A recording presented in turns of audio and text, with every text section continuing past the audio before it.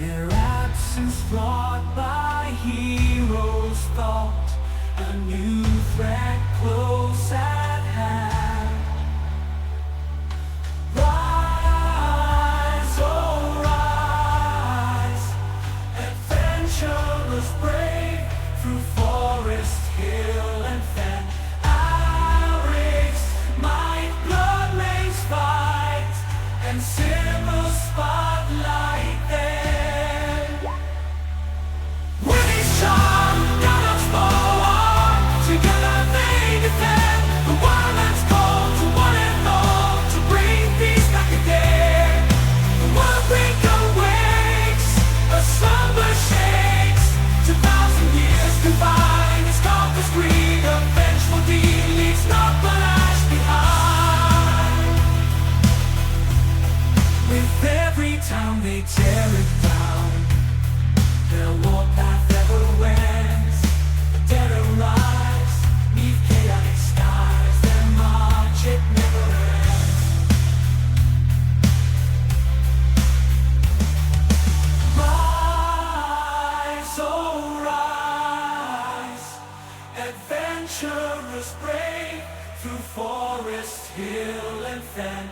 Our race, might, blood makes fight, and silver spotlight then. With each charm, gods fall, together they defend. The wildlands call to one and all, to bring peace back again.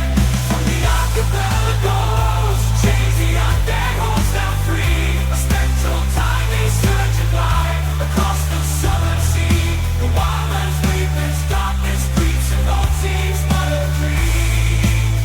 But heroes' hearts will play their parts and light the darkest gleam. Rise, oh rise, adventurers brave, through forest, hill and fen. Our race, might, blood makes fight, and silver spotlight then. With each charm, gods blow, together they defend. The wildlands call to one and all, to bring peace back again. So gather round, let trumpets sound, let banners be unfurled. For in this fight for what is right, rise to make our world. With courage sow the seeds of peace in wildlands shall remain. And tales be told of heroes bold who broke the lawbreaker's chain.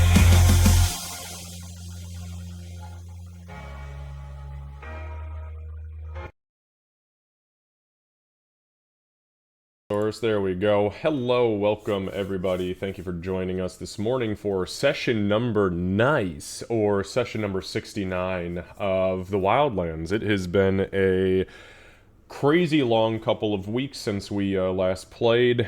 We're going to dive straight into our recap here and then pick up with our dear friends who happen to find themselves in a little bit of a sticky situation. So, without further ado, please remember that I don't pay a whole lot of attention to chat, but I'll probably check in during the break and see how everyone's doing. Feel free to chat amongst yourselves and enjoy and have fun. And yeah, we'll see you guys in just a couple of hours.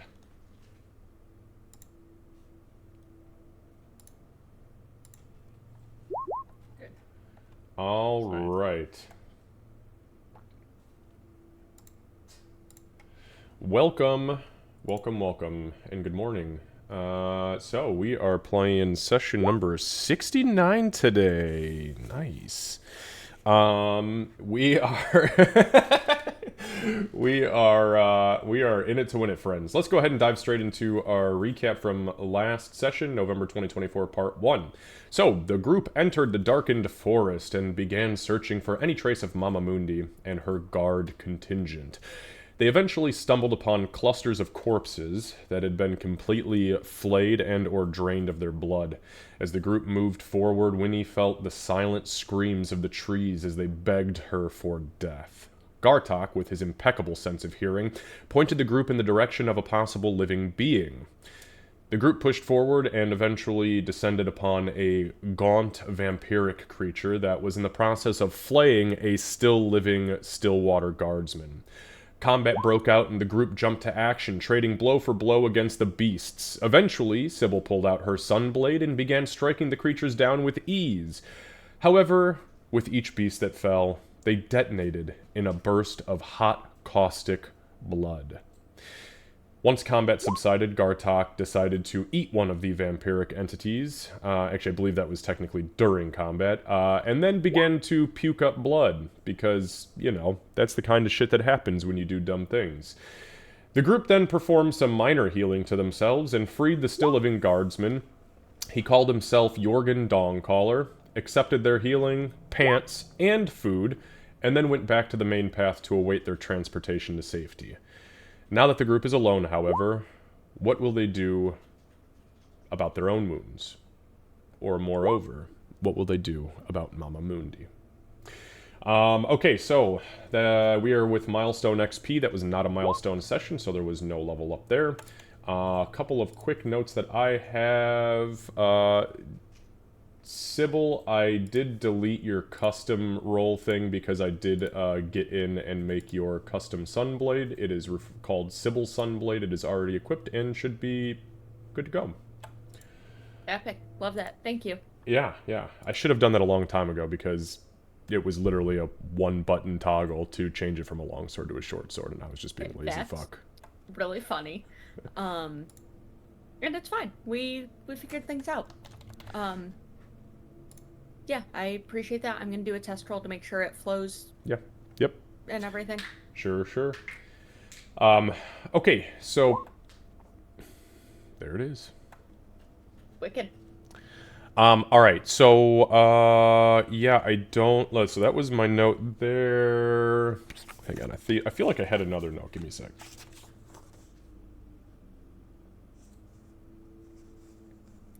Also, as you're checking your notes, a joking complaint. Excuse you, we gave a guard pants. That's obviously milestone worthy.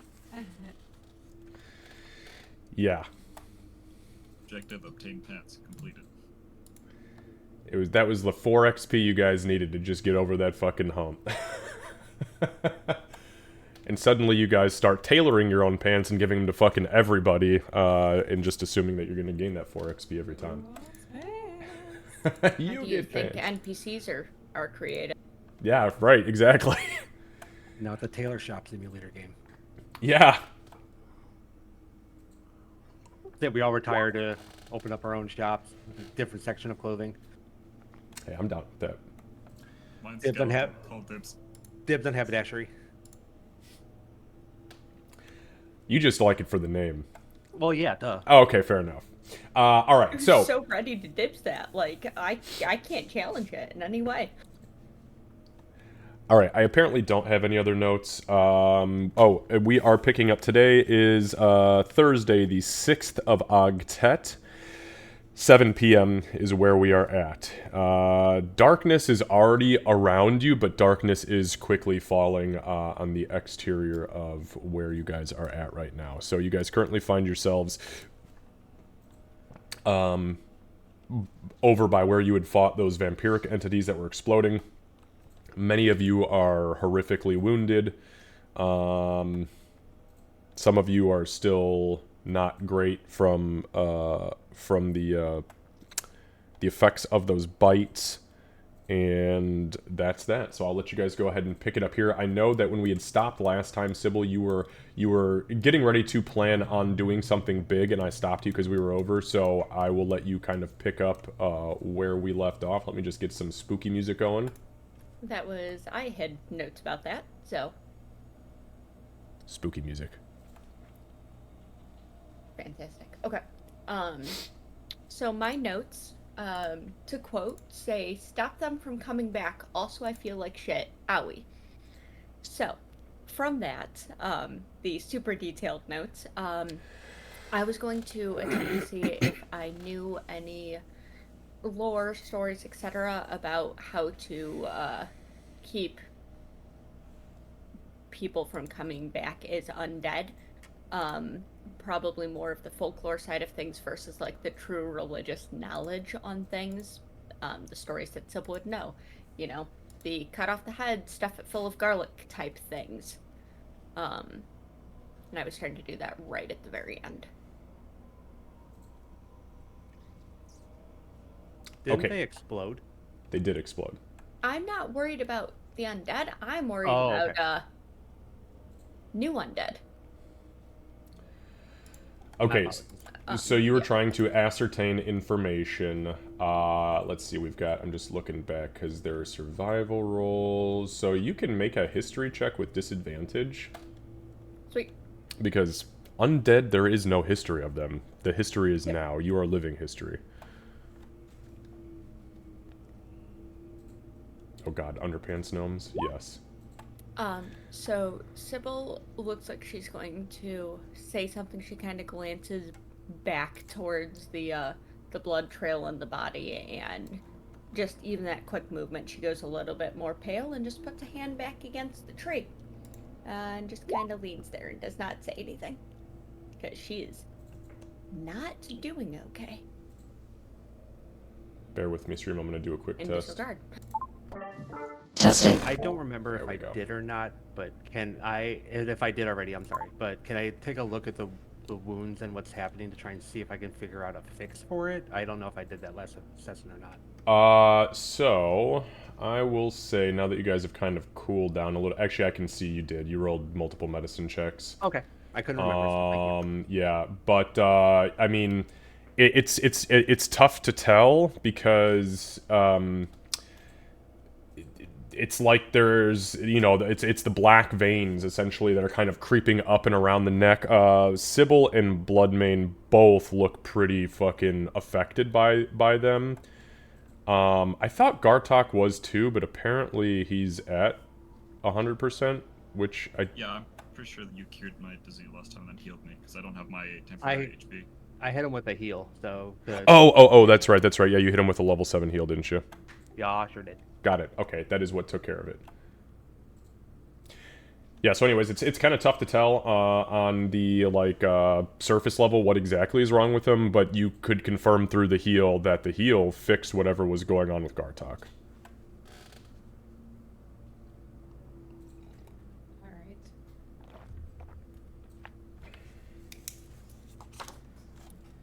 We should see if we can find her, and at least see if we can find a way to show some respect to the others who have fallen.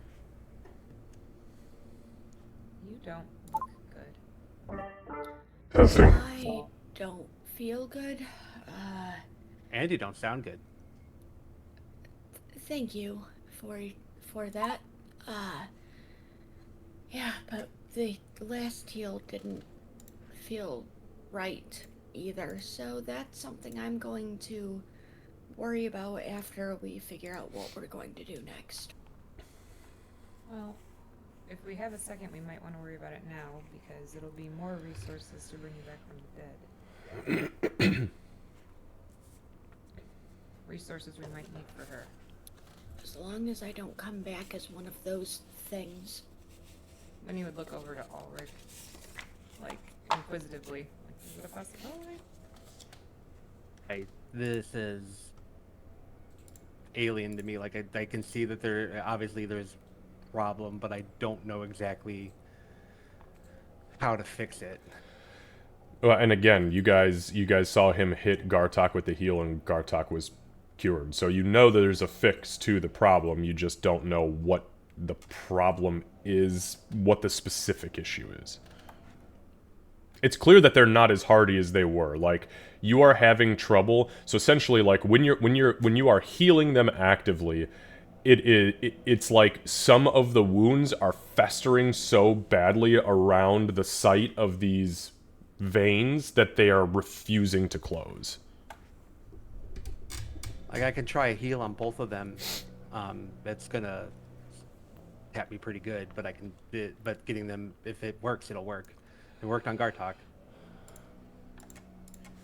I'll be alright. I think we should save resources on me.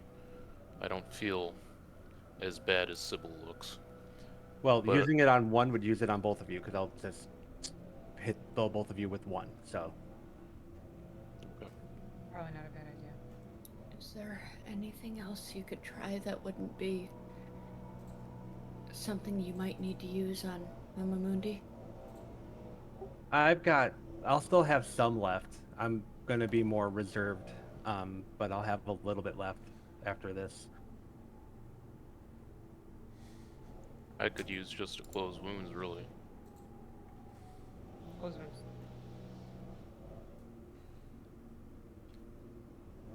I leave it up to everyone else. Like I can twin a heal and hit both of them. It'll be my second highest level spell that I have left, or we wait. I guess we can wait as long as. Why don't you try and she absolutely cuts off Winnie, and Kat is very sorry about this. Why don't you just do whatever that was on me, and we can keep going. Referring to the Close wounds. I'll cast close wounds since I'm right there. I will go through some of the closed wounds. Okie dokie. The cantrips patch you up. You guys can roll your hit dice as you see fit. Yeah, I'll cast it as many times as you ask for it, Emu.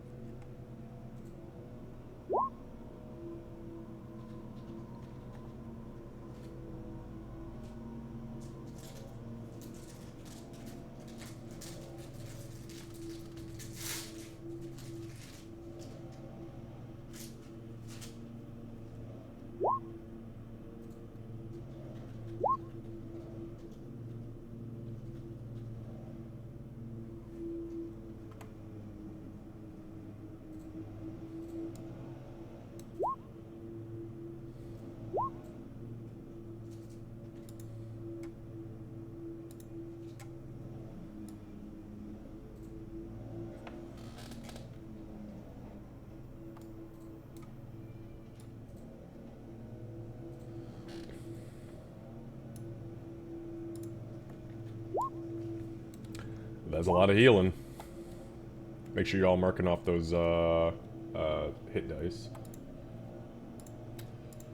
That one got me too. I'm only bloodied now. So I manually track hit dice. Is there a way to actually do it with the character sheet? Yep, under short rest. Yeah, for some reason I have a hard time getting that to work for me. Let's see if I can get it to work this time. You have to click take short rest, but just make sure that you mark off anything that gets brought back by a short rest if you do. Yeah, I mean, if you're manually tracking it, I don't really care. You do you. I know that, you only regain so many during a long rest, so, every time you guys stop to close wounds, you're healing 40 hit dice. Obviously, I might say something, but I don't think that'll be that big of an issue. Alright, well I'm about as good as I can get. Okay. I'm using 10 of mine and calling it good enough. All right. So, you guys patch yourselves up as best as you can. The energy from Winnie and Ulrich kind of flowing through you and allowing your body to naturally heal as best as it can. And around where these black veins are and these festering wounds that are still there, as you guys are definitely still way below like where your like normal, obviously hit points would be. The veins are just absolutely unrelenting in their ability to heal. But you get yourselves up to about as best as you can.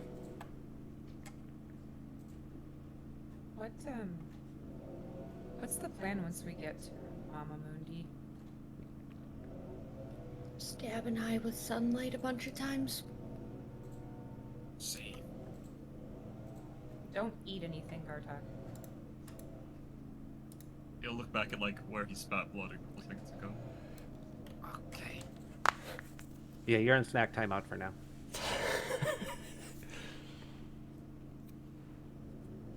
Alright, well. Winnie will kind of look over at Sybil, size her up a little bit. Are we good to continue?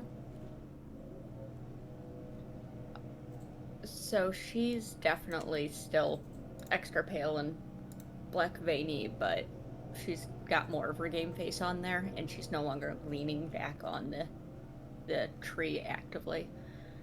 I would have been ready even before you. I probably needed my ribs back inside my torso, but we're good. Okay. Winnie will look over to Emig and Ulrich and just...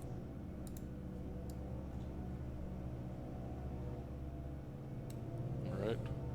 Let's move. On the way back, at least, I would like to stop and see what we can do to help them. Just kind of gestures towards the pulp of bodies. By the way, I for won't those lie, of my you first hanging thought out in is chat let's right now, I'm rebuff so sorry Firewall about the boys. noises out here. There's Can at fucking least people in the find out who backyard they with, are not in first. my backyard, in our neighbor's backyard with weed whackers and leaf blowers. I didn't mean Should be done immediately soon, hopefully. after, but it's in the works.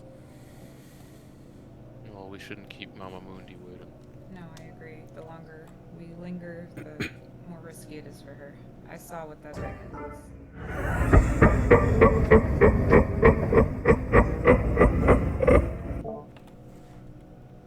Yeah, that thing. It's taunting us, so it knows. Let's prepare ourselves. Guess let's not keep him waiting either. Or it.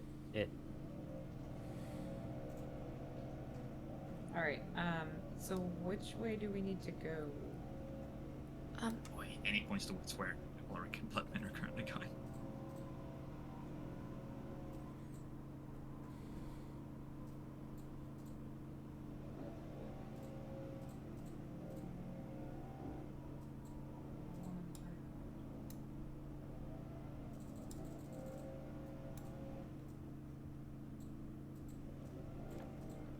Sybil, as you walk by, Garjok will just kind of wait for you. But he'll kind of apologize to the now closed arrow wounds. Sorry.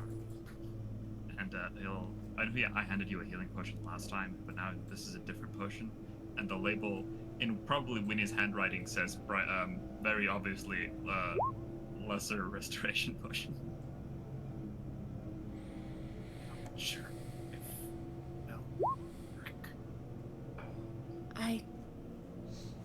I have one.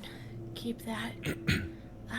As for the arrows, don't worry about it. I stabbed Wendy. I see you. I think we're taking too long. Every time he speaks, Garjok will just look around at the trees.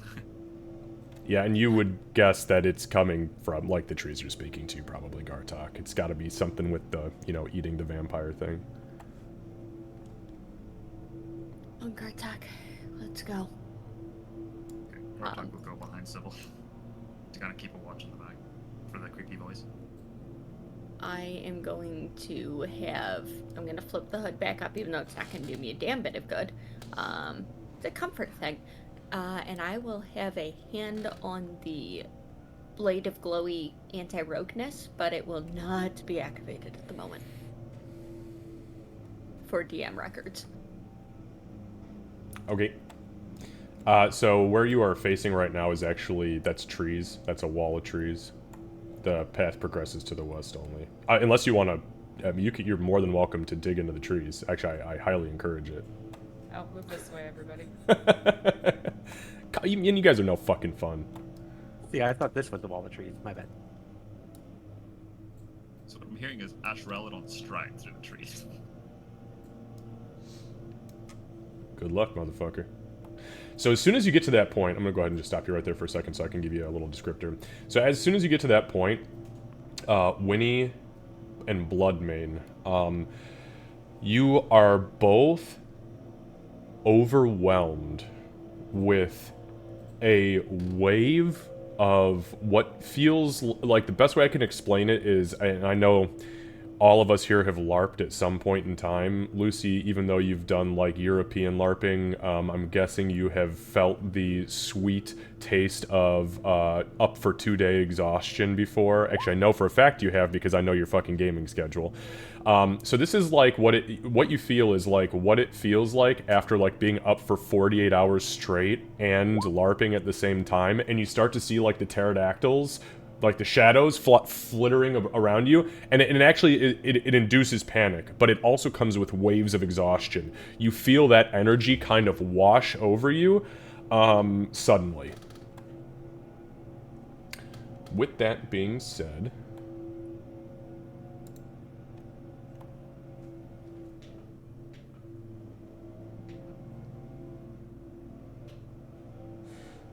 He's gonna fall. Knock it off.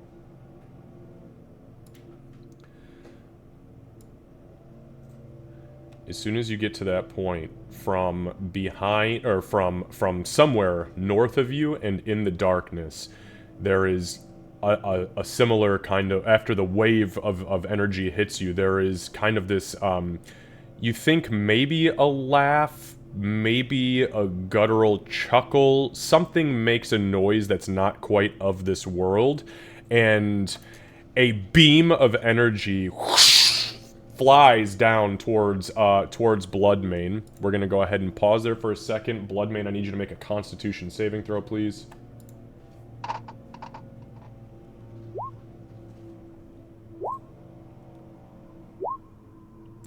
13. Okay, so Bloodmane, when you would see this, he gets blasted with this ray of black energy with a red core. As it hits him, you see skin literally begin to peel off of his back. The fin that's kind of jutting from his back because he's still in his shark form withers and rots up to the cartilage. You take 31 points of necrotic damage, and I need everybody to roll initiative. Make sure you click your character. Yeah, click your character. I mean, you don't have to. I know how to fix it, but it would be nice if you fucking helped me out a little bit. Look at that speed deepen. And then I'm gonna open this up for top tier speed back. you. And what you see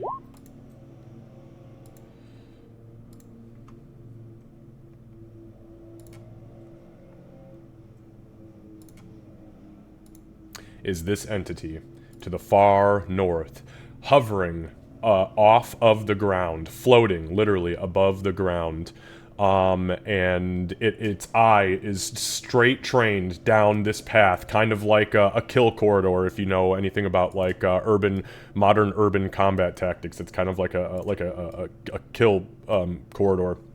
And its eyes face straight down. You see in this area, again, the webs are absolutely dense as hell. And you see these bodies that are being absolutely eviscerated by these entities that are not quite like the ones that you had seen before. They're much more fleshed out, but they're a little bit more monstrous looking. And they are actually picking apart. They are picking up and breaking the bones of these individuals, sucking the marrow from them. Some are literally gnawing on the bones, grinding the bones down into like this gray sludge in their mouth. Yeah, that is what is happening. Give me just one moment to make sure that my initiatives, of course, none of them transferred over, so that's cool. Okay, so we got Winnie on 20. Ulrich, 4. Sybil, 12. Gartok, 15. And 15 for Bloodmane. Alright, give me one moment here.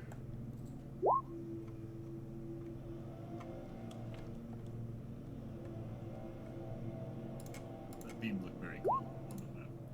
Thank you. I aim to terrify. Yeah, well. Yeah, It very worked 'cause my cool. dog Never do slept. it again. Yeah, I was so listening in that I felt like something brushed against my hand and my dog scared me. We just all of a sudden see Lucy grab and yeet this fucking poodle behind his head. Yeah, she's currently laying on my bed over there. Thank God she's out of arm's length. Oh no, after last session, that poor puppy's still within range. Yeah. We'll take at least 2 arrows. All right, so let's go ahead and kick it off at the top. Winnie, you see Bloodmane get absolutely fucking fried by this beam of weird necrosis. As it strikes him, you jump into action. So I'm going to. And I don't see. Where is the thingy? Oh, there he is. So I'm gonna. Sorry, my screen was off. So I'm going to.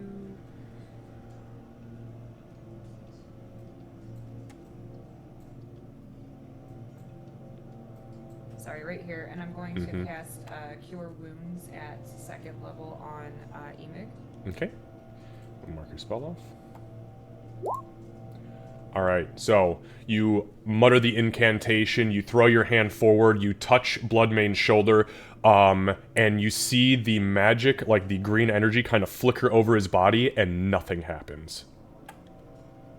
I don't like that. Okay. So you are not healed for 17. I'm gonna holler to Ulrich. I think it has to be high healing only. And then,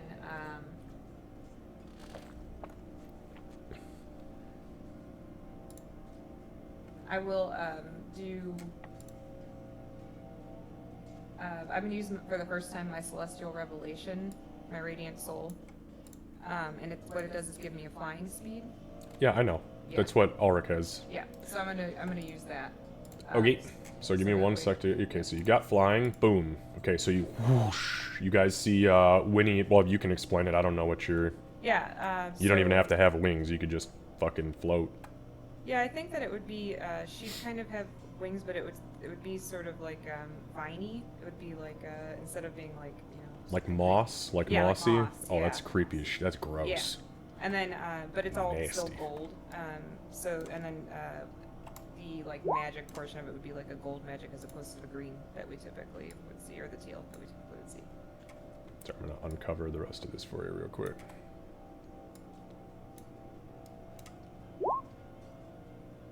Alright. Okay, so yeah, you guys see Winnie kind of unfurl these large, mossy, gold mossy wings, and as she flaps them, she actually gets lifted off the ground. There's a whole... This has got to be some magic bullshit. That's not physically possible. Come on, who the fuck flies on moss? Me. This bitch. And that's all, literally all of my autonomy. I've moved, I've talked, I've turned into something even weirder. All right. So as that, as you do that, the entity to the north. Give me 1 second here. There is a burst of energy again from its large central eye, and I need Winnie to make a.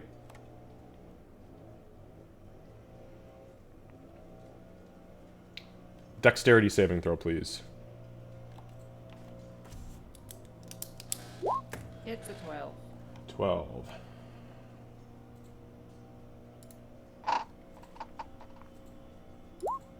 So you are blasted. You guys see she takes to the air. This beam hits her and immediately begins to disintegrate part of her body. You take 50 points of force damage.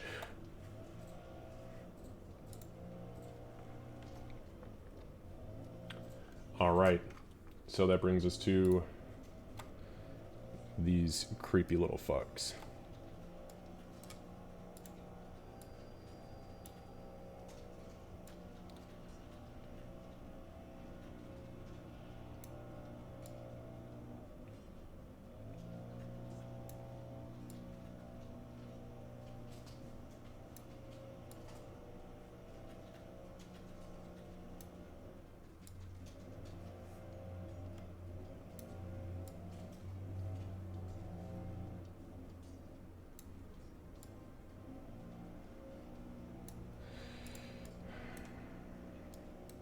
Alright, so that's their turns.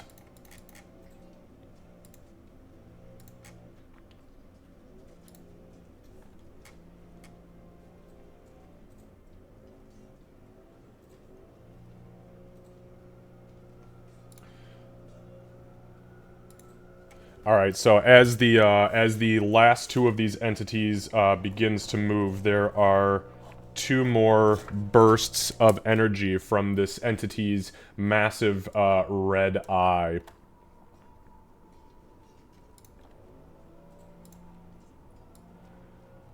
One attempts to snag Winnie, and Winnie, that is going to be a wisdom saving throw, please.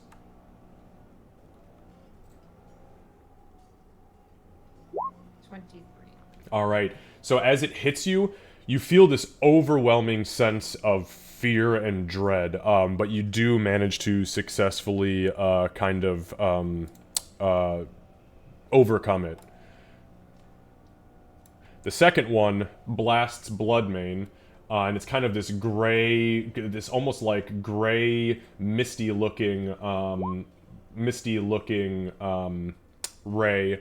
And as it strikes you, I need a strength saving throw, please, Bloodmane. 20. Excellent. So this thing hits you, and you feel your body. It's like this invisible force kind of grabs onto your arms and pulls them back. Your legs lift up and off the ground for a second, but as you struggle through it, you manage to successfully break away from it. Bloodmane. Okay. I would like to cast Mirror Image. Okay. Give me a second to grab your buddies. Do I already have them on the field? No, I don't. I'm such a fucking pud. Give me a sec. Stop. Now.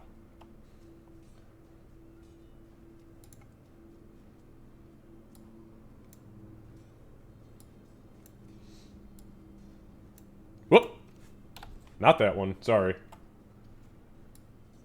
Oh, that one's cool. 2 Bloodmanes and a Winnie.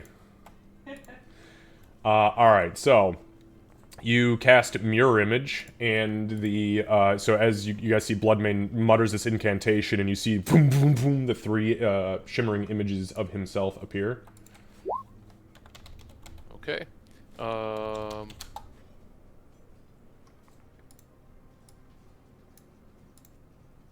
I would like to use my bonus action to rage now while I can. Alright, and with that, you become enraged.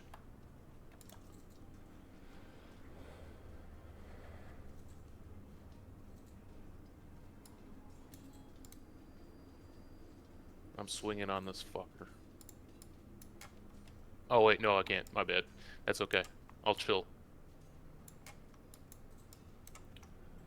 Alright, so, as you bolt up, these things are gonna, 2 of them are gonna take attacks of opportunity on you. Yeah, okay, both of them will. Well, they're gonna fucking try. We'll see what happens. Okay, with that being said, though... That's a 16, so that's gonna be a mirror image that will be attacked. And the second one's a 1, so it will be you. So let me just do the attack here. It'll both be with claws. Okay, well that's a miss. And a miss, so they swing and don't successfully hit either of them. So, good for you. Okay, so that's gonna bring us to... Gartok. Alright, so Gartok hears the fighting up ahead, kind of gives Sybil a glance and then dashes off. 5, 10. I think I can move through this tree, but correct me if I'm wrong. 15. You can move underneath its boughs, yes. 20, 25, 30. I want to move there. And then he'll see... I think I can only see the one in front of Bloodmane, because I think the pumpkin is blocking big dude. You can see that dude right there. Oh, that dude right there. And they're all over the place. You gotta scroll in a little bit. I might need to refresh. I can't see them. Oh, really? Yeah, I can't either, which is why I didn't realize I was getting attacked. Yeah, I'd suggest refreshing, because I can see him on because I use 2 accounts, and on my other account, which is just my viewing account, I can see him clearly. Can everybody else see him? I could see some of them. Now I'm worried I might have been missing some, so I'll also refresh. There's a focus ping right there where there's one. I can Okay. Yeah, I had to refresh. Gotcha. I still have Sure. eight, I think. Also, thank you. When I refreshed, it put me at the bottom of the map. That focus ping actually moved me back up. I appreciate it. Oh, that was an accident, but you're welcome. Okay, in that case, Gartok will shoot this one right up front here. Okay. Or try to twice. Before I do that, I want a bonus action Slayer's Prey, which is the not spell. Okay. Let me drop the Slayer's Prey. Where the fuck is Slayer's Prey? I know it's the red one. There it is. Boop.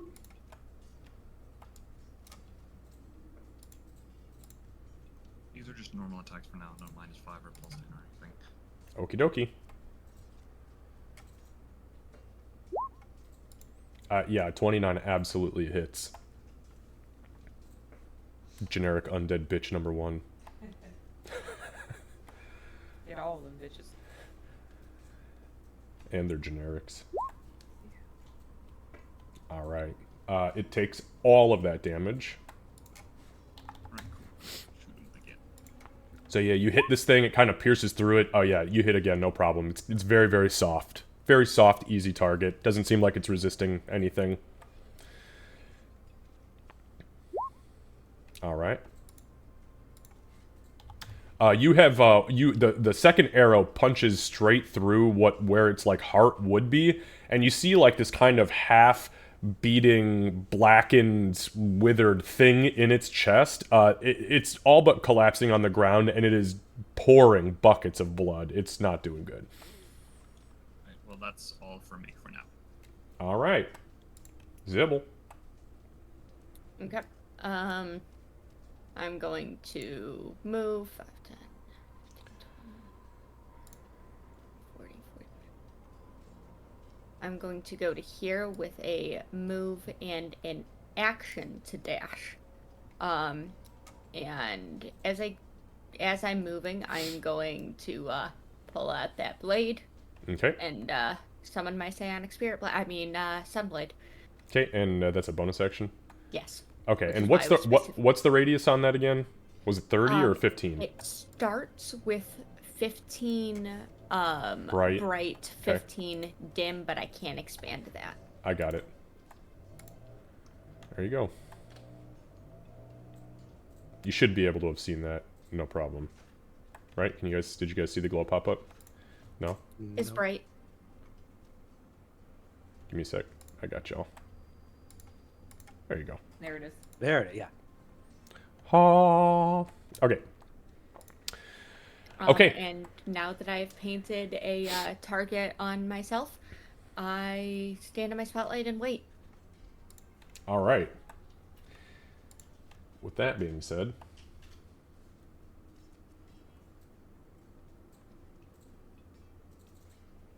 okay, so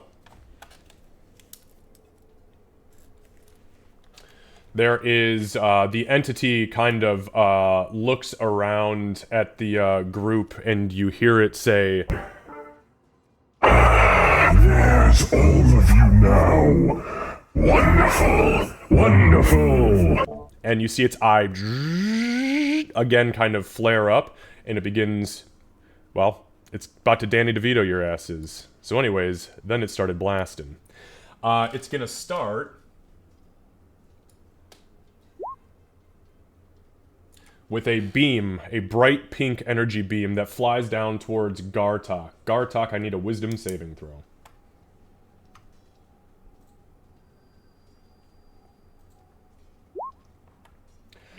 Gartok, you are hit by this thing, and you're not entirely sure what it was trying to do, but you felt it like whispering into your mind.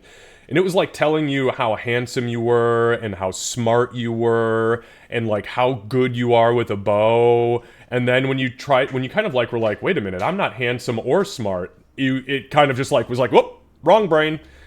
And it bailed. I love that. Okay, the second one.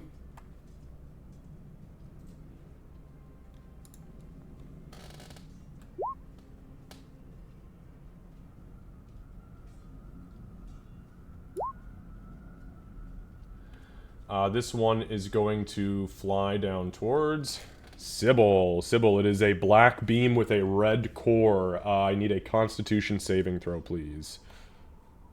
Uh-huh. Do it good. Channel my inner blood vein? Fuck yeah.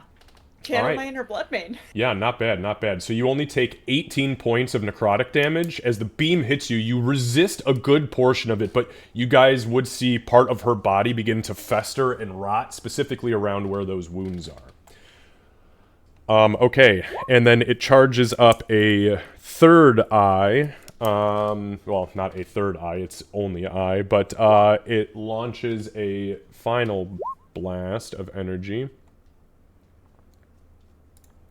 This one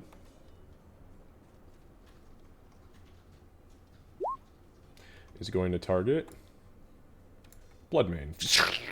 Bloodmane, it almost looks like it is almost like a sticky, like a long sticky strand of this like green looking glowy spider silk. I need a dexterity saving throw, please.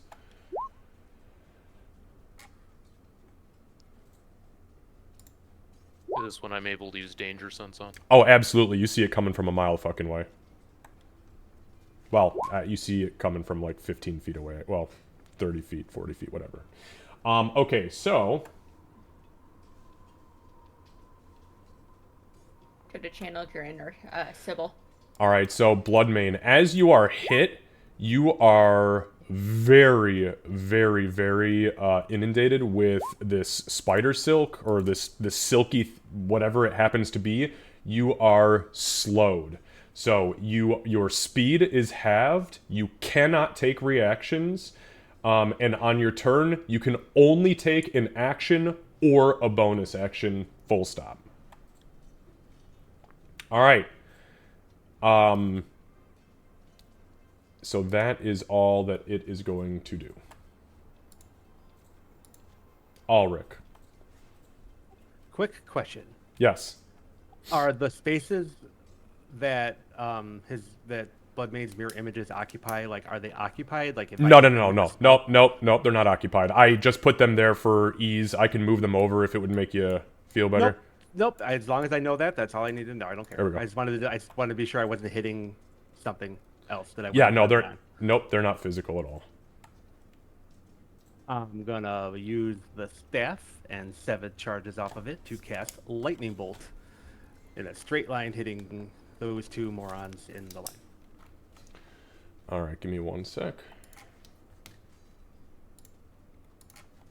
That's 7 charges. I gotta remember how to take the charges off.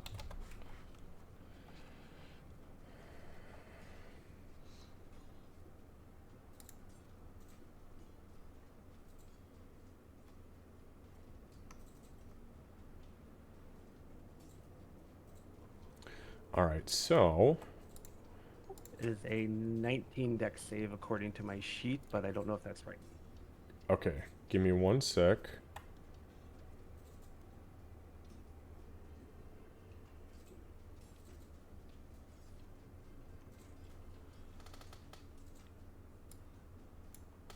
Yeah, it's not going to do it for me. All right, disregard. I was trying to make sure that I had the because it's a staggered line. So who are you? So you're trying to hit.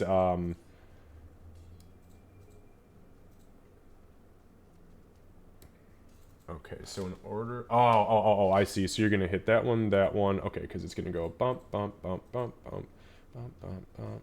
Da, da, da, da, da, da, da, da, da. There's actually 3 that you will be that will get hit in that line. So okay, let me get some dexterity saving throws going.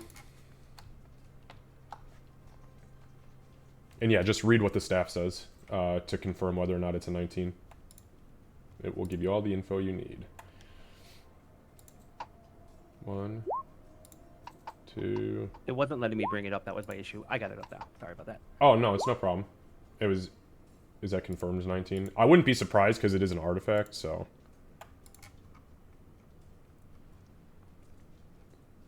Oh, it uses my spell save DC, according to all the spells.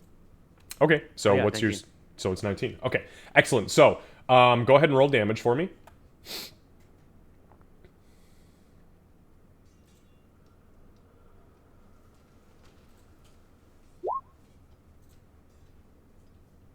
Beautiful. Holy shit. Alright, so the first one evaporates.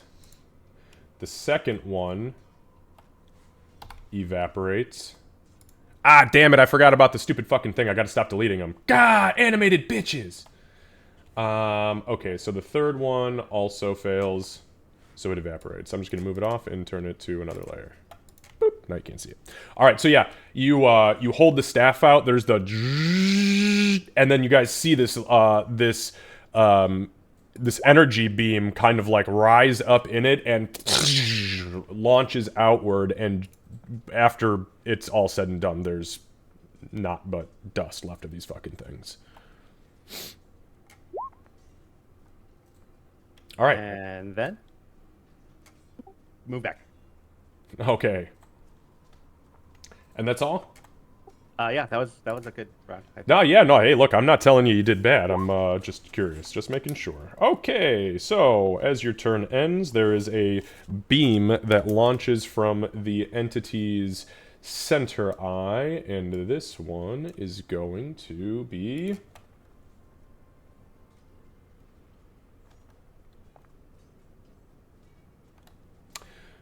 Alright, so this one... as it kind of launches forward, again targets Sybil. Sybil, I need a Constitution saving throw, please. Channel my inner blood vein. Oh, don't do that. He's fucked up. He didn't do good the last time. Yeah, Nope. I had a feeling. Is this gonna hurt? Maybe. Oh, you're asking like actual physical? No, it's not gonna hurt like that.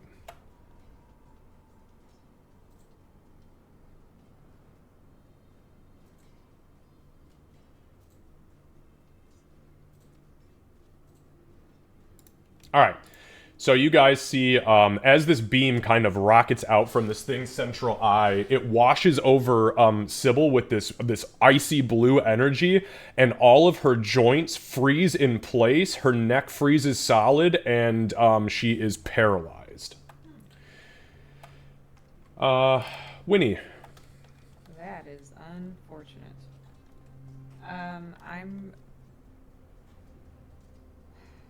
I'm gonna summon. I'm gonna use Conjure Animals at 7th level, which will allow me to summon 6 CR1s. Okay, give me a sec.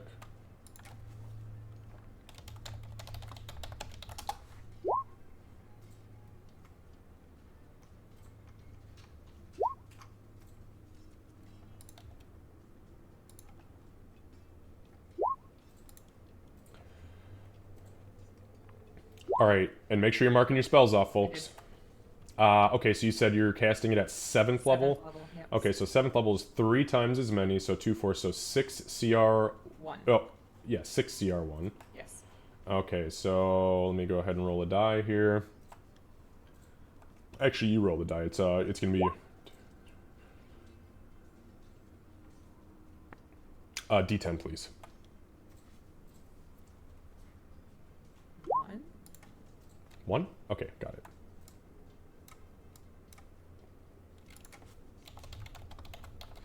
And could you remind me again about the Range?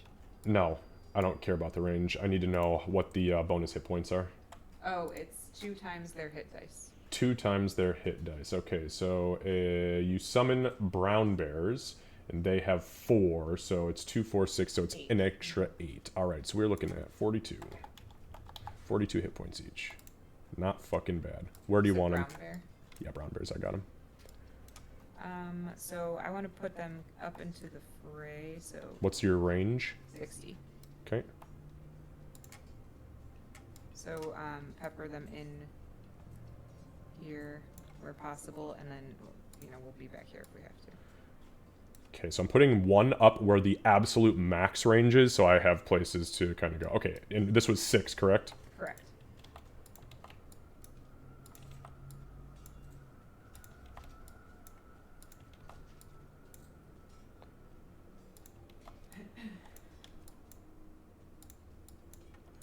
Okay.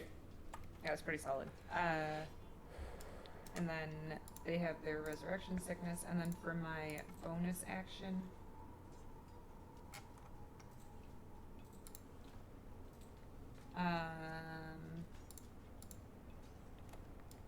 no, that's fine. I won't do it yet because it's limited. So, okay. But I'm gonna move 1 second here. And that is all that I can do. Actually, I will also holler to Ulrich. Something's wrong with Sybil. She's not moving. And that will be my turn. All right. So, with that being said,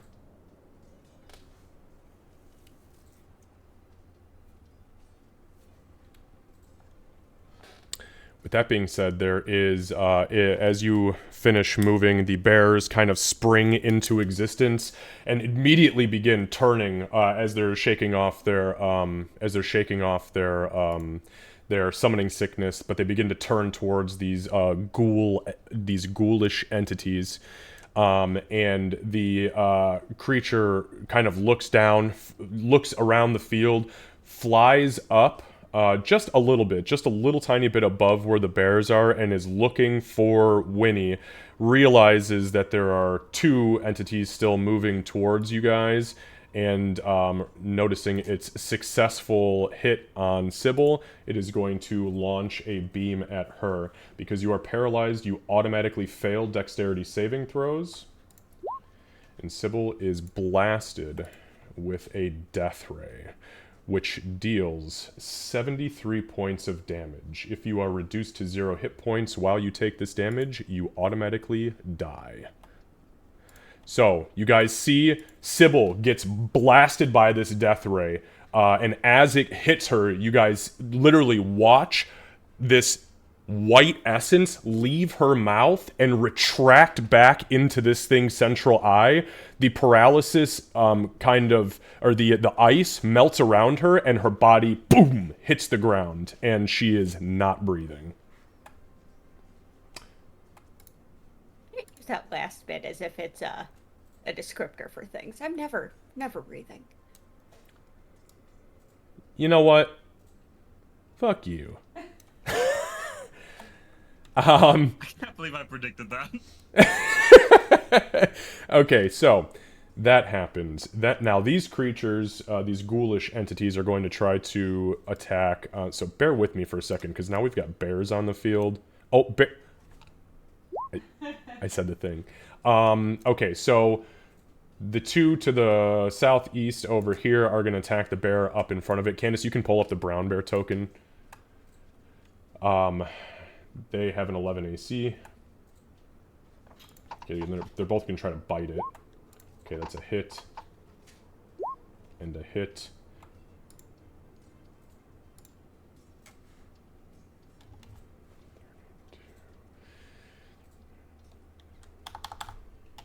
So they both jump onto this bear's back and bite the shit out of it, but it's still above bloodied.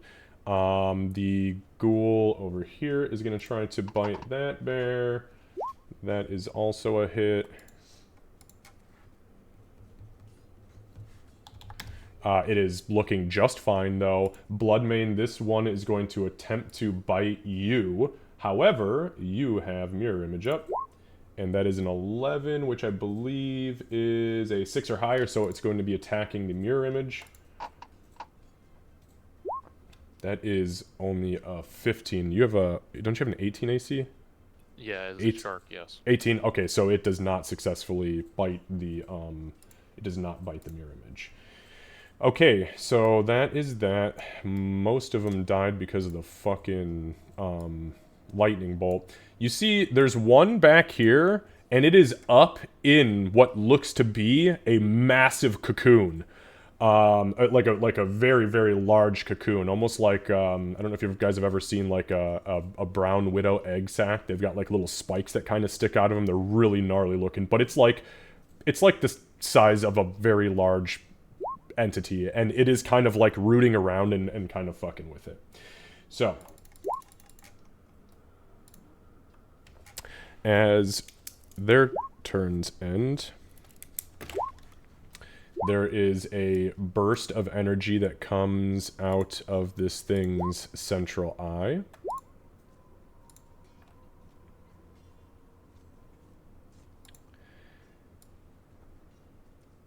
This one is going to target Winnie. Winnie, this multicolored dust kind of bursts from its eye and spins around you. I need a a wisdom saving throw.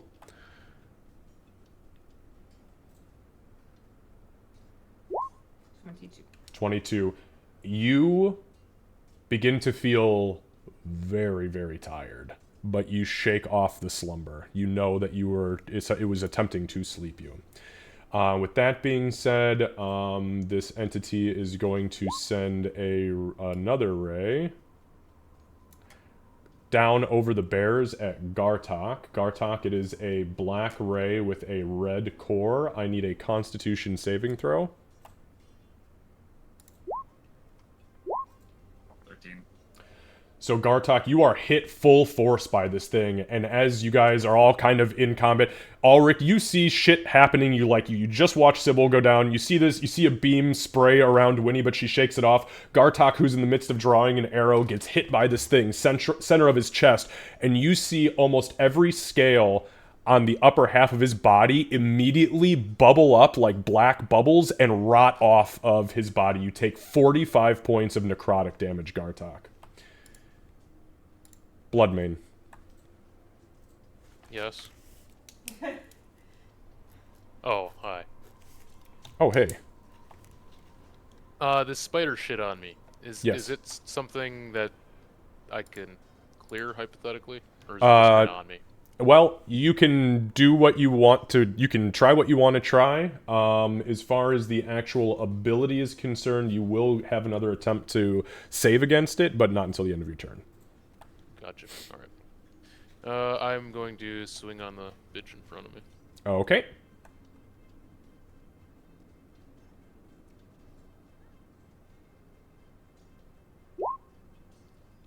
Give me that dome, baby. All right. Oh, yeah. Pfft. Yeah. I mean, you don't even have to roll anything. Yeah, because of the Vorpal Greatsword, even though you are moving slow as shit, as you swing down at this thing, it kind of like, its neck kind of extends ever so slightly, like it's trying to meet your gaze, and you feel the hum of the blade, and as it hits the neck, it just shunk right off.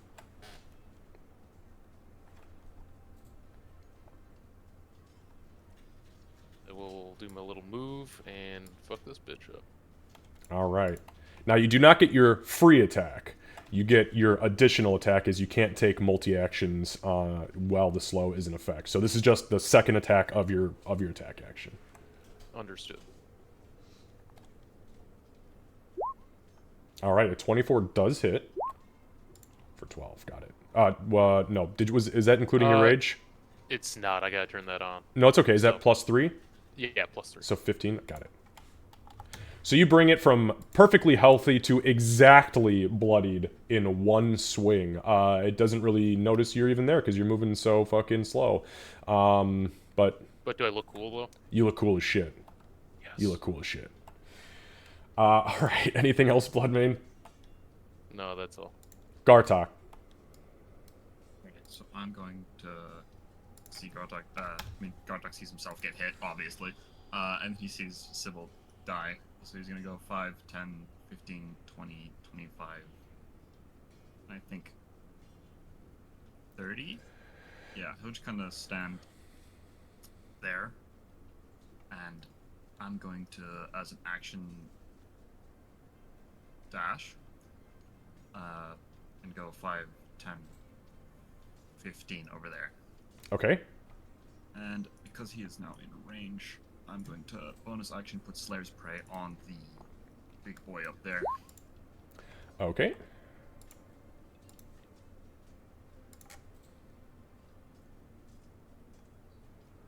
And Got it.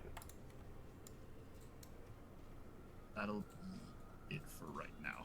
Because I used my action and movement and bonus action. All right, Sybil, you are dead. Why don't we do this for the sake of any sort of resi thingies? So go ahead and just keep a count of how many turns you've been dead. This would be turn 1. All right, its turn. So it kind of looks around up and down at the field, and now it is going to begin flying.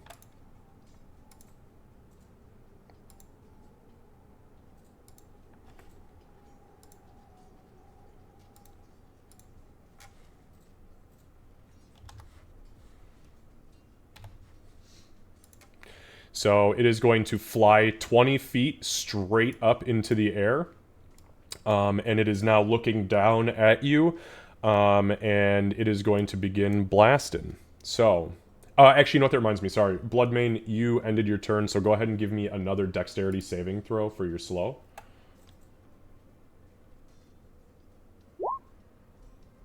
Okay, you did not succeed. You are still slowed. Okay, so the first thing it's going to do is it is going to fire a beam. Surprise fucking surprise. Surprise, surprise. At Gartok. It is a similar beam that hit Bloodmane. I need a dexterity saving throw, Gartok.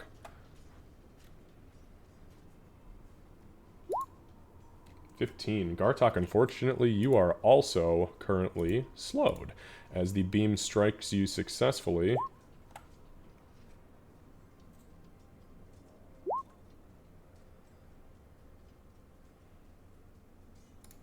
And you feel your whole body come to what is essentially an odd, awkward crawl. The next beam... Winnie, you see this pink energy kind of fly down towards you and spin around you. I need a wisdom saving throw.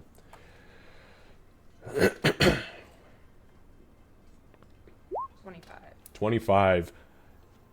You hear this thing enter your mind, forcefully enter your mind. As it does so, you begin to hear it compliment you. You are nothing less of an angel in this form. Look at how amazing you are. Your friends rely on you. Come to me. And then you're like, what the fuck? Who the fuck are you? Get out of my head. And then, you shunt it out.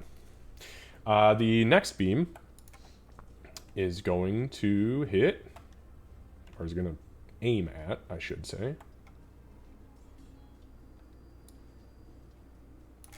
Winnie. When at first you don't succeed, try again. Winnie, I need a strength saving throw, please. Okay.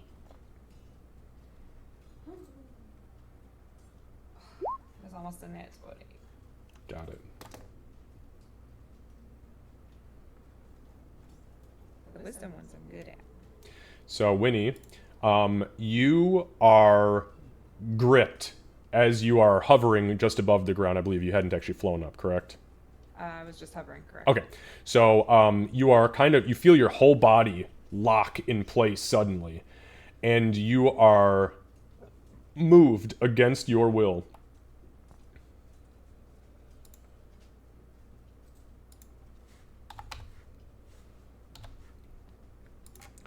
"10 feet up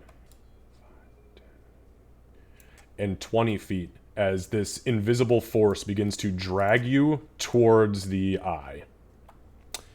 And that is it for its turn. As it ends its turn, you guys, give me one moment.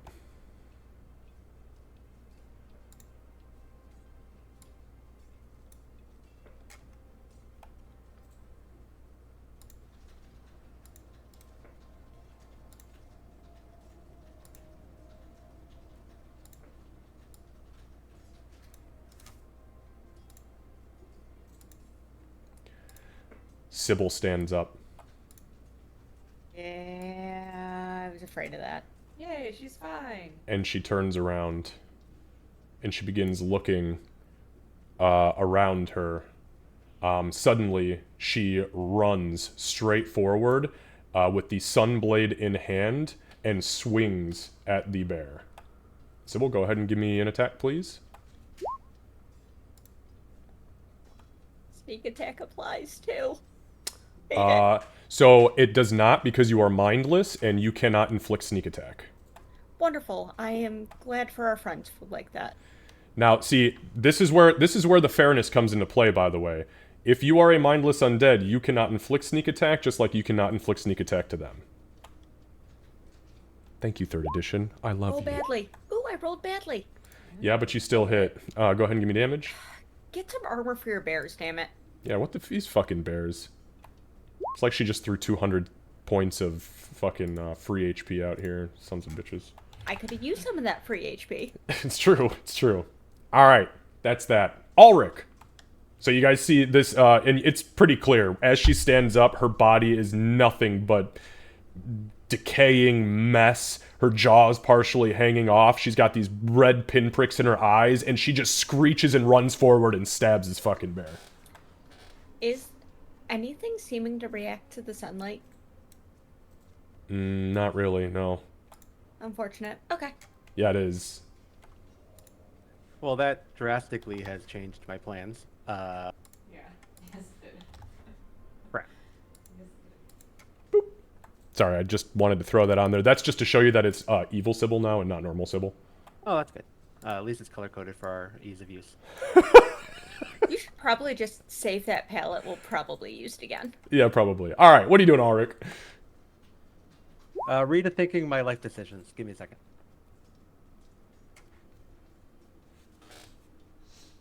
I recommend rethinking my life decisions. That's more of the issue here. Dead life decisions. And this is why we plan before we fight a boss. This is why we plan before we fight a boss. Hey! Move to there. I say as See Candace is everything about to speed up one-shot and be my like, fighter well, tomorrow this is gonna night. suck, and I'm sorry for you. And I'm gonna start, I guess, with Sacred Flame on Sybil, because I need to get her back down so I can get her back up. Okay, Sybil, yeah, go ahead and give me a dexterity saving throw. Don't make a 19. Go lower than that. That's what you're looking for. That's gonna be actively difficult for me to fail. Try harder. I did. You did fail, indeed. Now your roguey stuff does not apply because you're a zombie, so you will take full damage. And I've got what your am I using for hit points? I've got everything on the Okay, token. cool. I'm tracking that. Thank you. I was gonna All try and right, help. Ulrich. And Ulrich, your stuff is up, but does your magic-y stuff only apply to healing, or is it damage also? I did not pop the actual wing, so it's only healing. So Okay, got it. So this burst of energy swoops down, scorches Sybil pretty much to nothingness. There is a little bit of... She is just operating on raw stabs and necrotic energy. She's got nothing left. She's almost jelly. all right, now I'm gonna move back again, Okay, trying to stay out of direct line of that thing. I get that. All right, then that's your turn.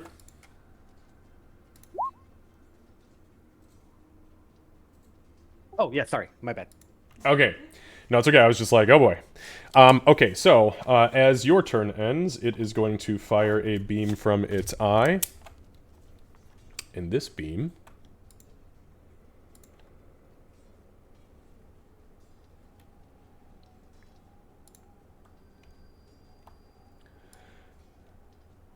is going to fire at Winnie. It looks like a similar beam as the last time.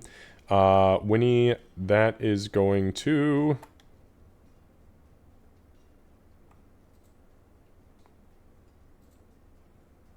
Actually, I lied. That's not how that's going to go. I didn't mark off... That would be kind of unfair. Because I didn't mark off that last eye beam. Sorry about that. Okay, it is gonna fire a beam, but it's gonna be a little bit different. A wisdom-based beam? Maybe... No. Yeah, I hope so. Yeah, sorry about that. Okay, that is gonna be... It's actually going to target, I think, Gartok. Yeah, it's gonna target Gartok.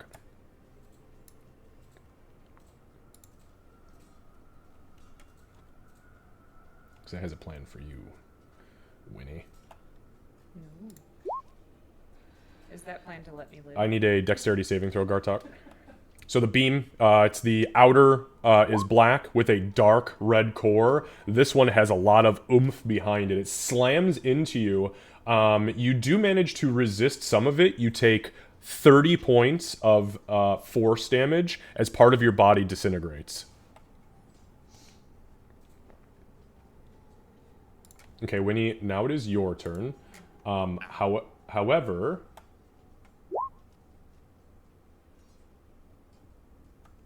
So you are restrained, which means that you have a 0 speed, disadvantage on all attack rolls and dexterity saving throws, and all attackers have advantage against you. And you cannot move. Your speed is 0. Which I said once already. Sorry about that. No, it's alright. I forgot to mark it, so I'm glad you said it again.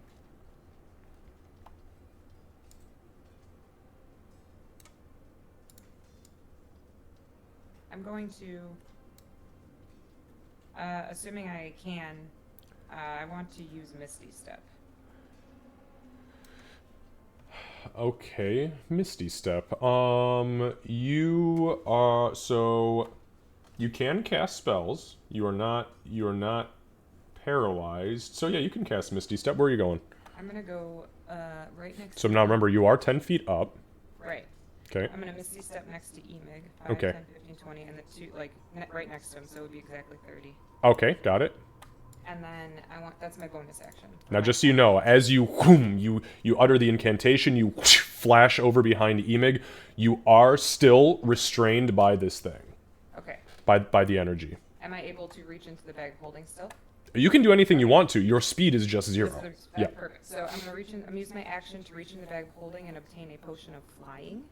Okay. And I'm going to use my environmental action to offer it to Bloodmane. Okay, Bloodmane cannot accept it because he is slowed, so he cannot take reactions. He will have to use his action next turn in order to do so. Okay. So you are holding out this potion. Yep. Understood. Anything else? That's all of my. I'll say, go get that fucker, and then that'll be the end of my. All right. So. And then the bears, I guess. Yeah. Go ahead and roll for the bears. Just let me know who they're attacking. Obviously, I can see some. I can see some things going. Ones. Yeah. Right. So, okay. So this. Let's see. This guy can't really attack anybody. So, what's their movement? Is it 40? God, for a bear? No. You tell me. You've got the card. Sorry, I forgot. It is 40. Yeah. Is it? Their fucking speed is 40? Their speed is 40. Yeah. Holy shit. Man, So fuck fighting bears. I'm gonna move this one. When your bear's outrunning the barbarian and the monk? Yeah. I know his So, fat ass yeah, can't keep I'm it up gonna that long. This big one to up here, Okay. and then it will attack this thing. Okay. So here's the bite and the claw. Okay. Okay. I don't know if either of those hit. I don't see attacks. I only see you only roll damage. Oh, that's weird. Hold on a second. Yeah, you got to click on the actual. Oh, there we go. Let me just do it. There we go. There we go. Okay, so Bite, that's The first one is 10. got it. So that's 1 miss, 1 hit. So it hits with the claw or the bite. Excuse me. Oh, actually, you rolled bite twice, Yeah, it Candace. did What are you twice. doing? There we go. I don't know what was. Okay, so that's 2 misses. Okay. Yeah. Both miss. All right, and then this one is going to attack this one. Got it. Okay, that's a hit. And a hit. Give me Okay. damage. 5, 7, so that's 12. Okay.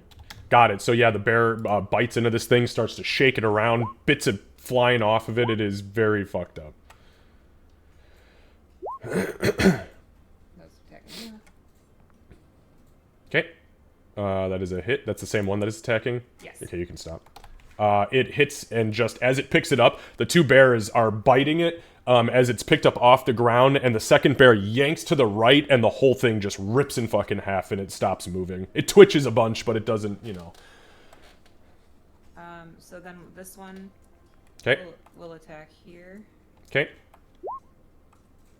Yeah, do not eat. You want bear ghouls? This is how we get bear ghouls. I'll just Those both hit. Okay. 5 and 11 total. Got it. And then this one, I don't believe they don't have. Yeah, you don't have reach. I know that for a fact. So Let's see.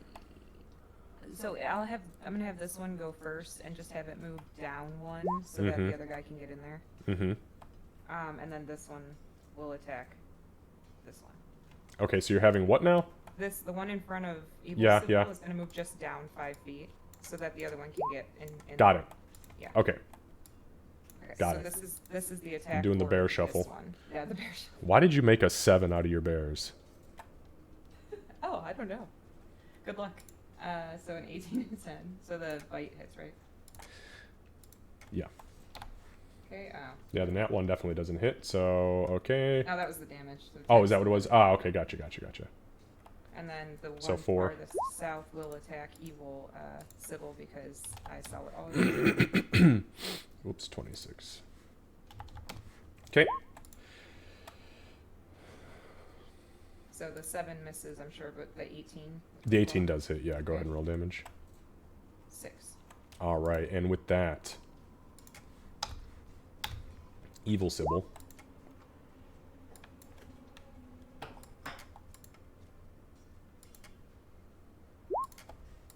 Not only does Evil Sybil cease to be, but the light goes out as well. So you see she hits the ground and stops moving, and the light flickers out. Alright, and I think that's going to... I literally cannot do anything else. Okay, understood. As your turn and the bear's turns end, the entity is going to send a beam. Surprise, surprise.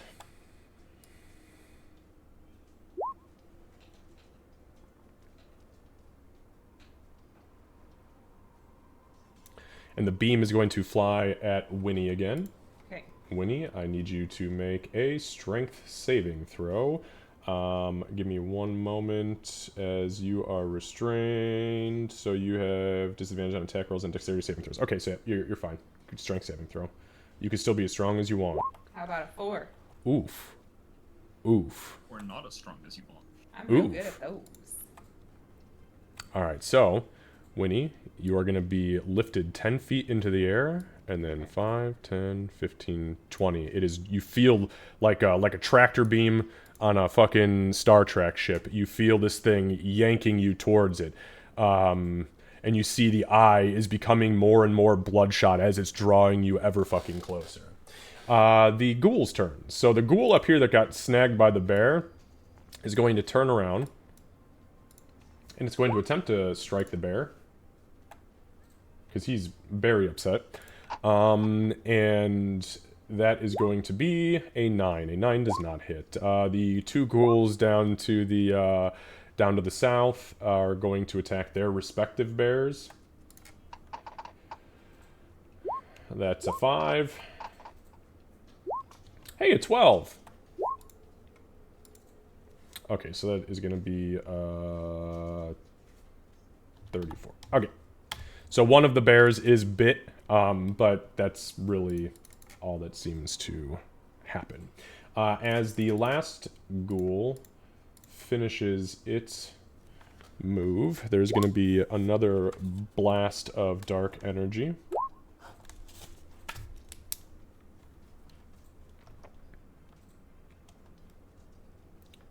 And this blast of dark energy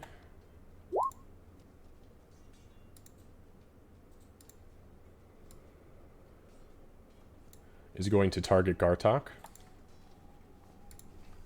Gartok, I need you to make a dexterity saving throw, please.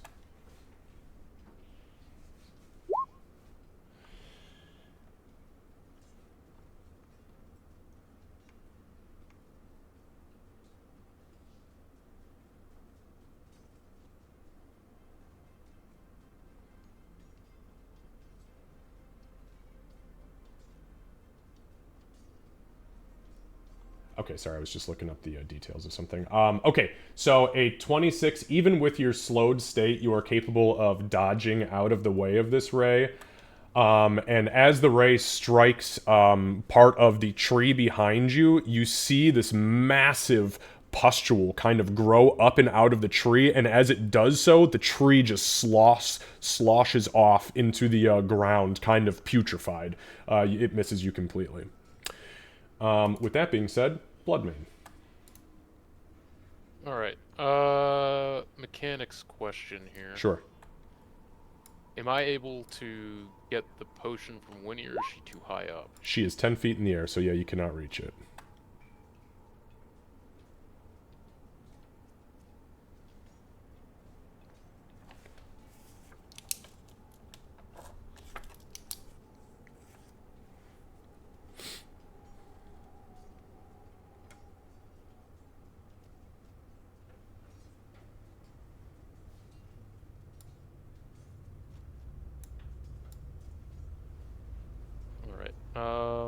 Then I will use my bonus action to conjure the tentacle, and we'll slap that bastard right by the holder thing. Okie dokie, give me one sec.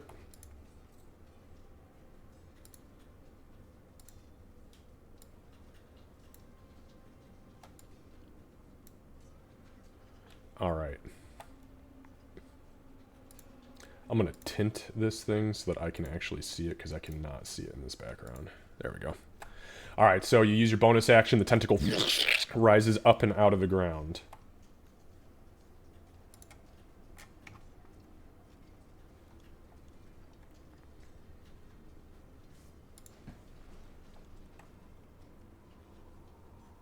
Let's move it over 1. Sure. Right. Got it. Because I think that's still going to be out of range. It's only got 10-foot reach. Yeah, it's 20 feet in the air, so it's not going to be able to hit it. Yeah. So I'll use the attack on the ghoul standing over there. Understood. The fuck was that? Liam dropped something. Okay. Thankfully it was on him. If I can find it.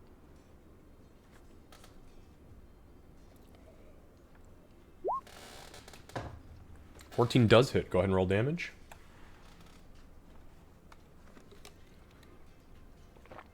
And we'll do lightning damage with it. Got it. And there's like a little as it smacks the tip of this thing. The tip of it smacks this thing. That's weird. But it gets hit and takes 1 damage. Just the tip. Just the tip. All right. Okay, that brings us to actually Bloodmane. Go ahead and give me a dexterity saving throw for your slow. 23. You successfully shake off the slow. Give me a second. I'm gonna move these fucking mirror images here.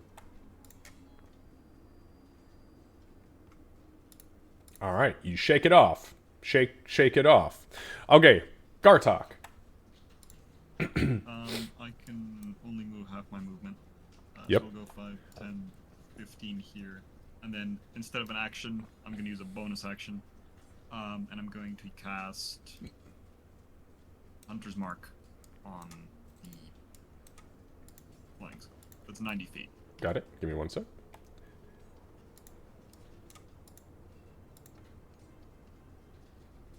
All right. It's first level. Yep. Just make sure you mark the spell off.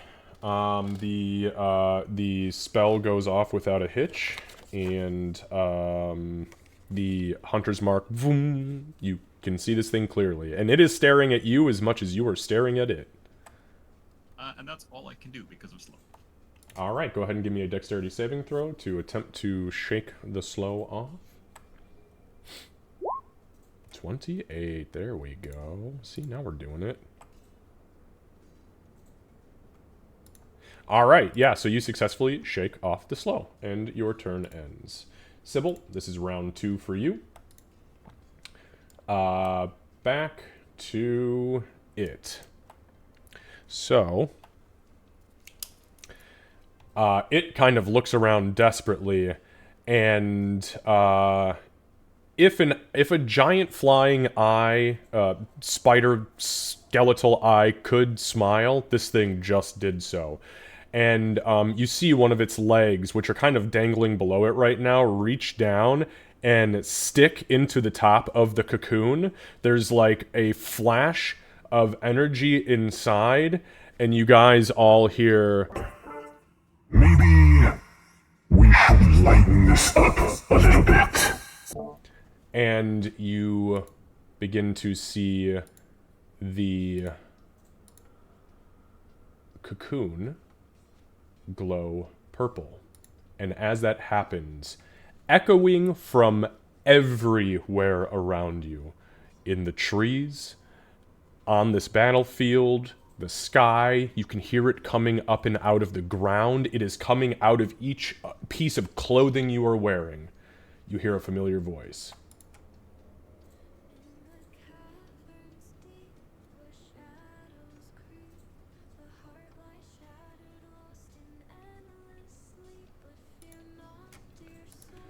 All right. And now it takes its turn. The first beam blasts forth from its eye, and it is targeting Gartok. Gartok, I need a wisdom saving throw, please. That's a nat one. Gartok, as you hear the sounds, the voice of Mama Mundi washing over you, there's a knock on the door, and your brain answers. Again, all at once, your world flips upside down as you are overwhelmed with compliments. As you blink, you suddenly realize, my god, we are on the wrong side. Guys, what are we doing? This thing just wants to talk. Gartok, you are charmed. The second beam is going to target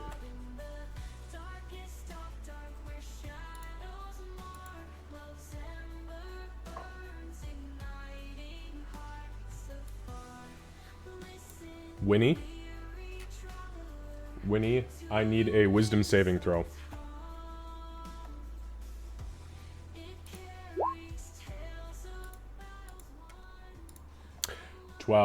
Winnie, as you are being dragged through the air, Bloodmane, you look up, and Winnie gets hit with this multicolored dust, and her body goes limp, and you hear her snoring.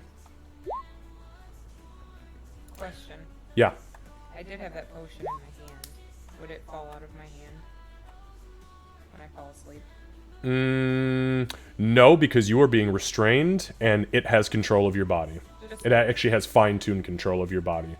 With that being said, it does not have, because it didn't take fine-tuned control of you this turn, it used its beams instead, you are just locked in place.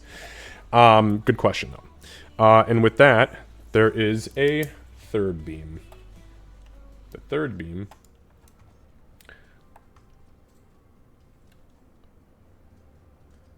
is the familiar Naughty Naughty Black Beam, and that is targeting Bloodmane. Bloodmane, I need you to make a dexterity saving throw. It will be with advantage.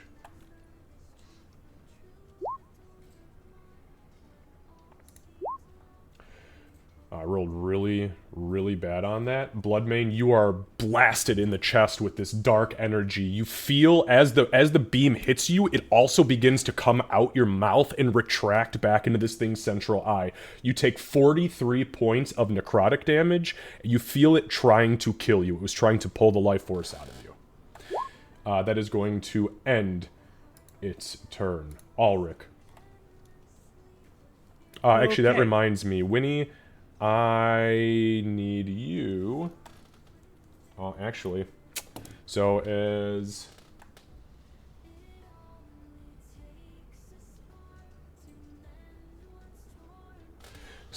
Winnie falls asleep, can't concentrate on something if you're unconscious. So Winnie passes out, and poof. All the bears disappear. All right, Ulrich. So Ulrich's gonna run over. As he's running over, you see like all the the divine light that surrounds him when he's in this form start to channel in on one point. And I'm gonna use the chosen one ability to suppress the ability to cast Revivify with no components and no cast time. Okay. So, Ulrich runs over. You guys see well, those of you who are still active, the platinum energy kind of, like, rockets up and around him. And as it collapses, you see the wings vanish into his palm. He pushes his hand on Sybil's chest, Nothing happens.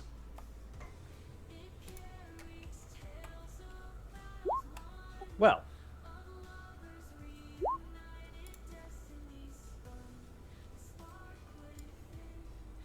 Just get this out of the way. It is suppressed for 4 days. So. Got it. Well, on that note, crap. So does that count as a spell cast for the, like if I quicken a spell, can I use it as an, oh. Sorry, give me a second, because you went out of your form, so just changing layers. I'm gonna update you. I see you got 7. I have a question too before we go too Okay, far. give me a sec. Okay, so Ulrich, so you were asking, so what does the spell, what does the ability say exactly? It just says as an action. Okay, so but it says as an action. Second. As an action, you can absorb all the divine energy caused by transformation force into a single revivify spell, which you can cast without spending a spell slot Which you or can material cast. component. Yeah, which you can cast. So with that being said, you do cast it. All right, that's fine. Then I'm going to spend 2 sorcery points to quicken a sacred flame on the ghoul right in front, like closest to me. Okay, understood. Dexterity saving throw DC 19, yes? Correct. All right. It did not succeed. Go ahead and give me some damage. And then, Candace, I'll let you ask your question when you need to. Okay. So upon becoming incapacitated. No. Sorry, hold on one second.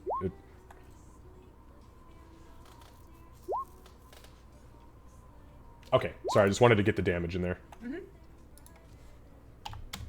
Alright, so you all but evaporate this thing. The flame comes down, and it just ignites this thing from top to bottom. It is barely standing. It's actually half hunched over, and it's like just turning to dust in front of your eyes. All right, and that's everything. Okay, I'm going to pause there. Candace, yes. So upon becoming incapacitated, my thing would, which sleep I believe is incapacitated, my thing that the conjure animals would. How often does that happen? Once per long rest. Once per long rest. Yep. Understood. Okay, so give me 1 second. It's CR2 or lower, and it says of my choice. So I don't know how we want to do that. So we've already discussed this. We discussed this many months ago, in fact, that it was going to be Allosaurus always. Oh, that's right. Yeah. We had that whole Yep, conversation yep, about yep, it. Yep, I forgot. And it's 4, correct? It is. Yes, 4.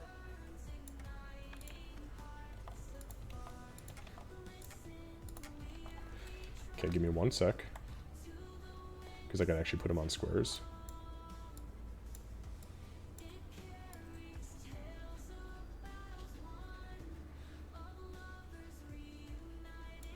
Alright, so as Winnie goes sleepy sleep, these 4 gigantic fucking dinosaurs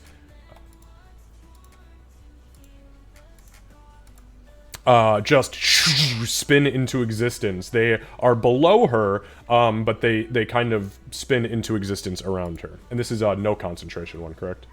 Correct. Okay. Alright, so that ends Ulrich's turn. As Ulrich's turn ends, the entity is going to fire a beam.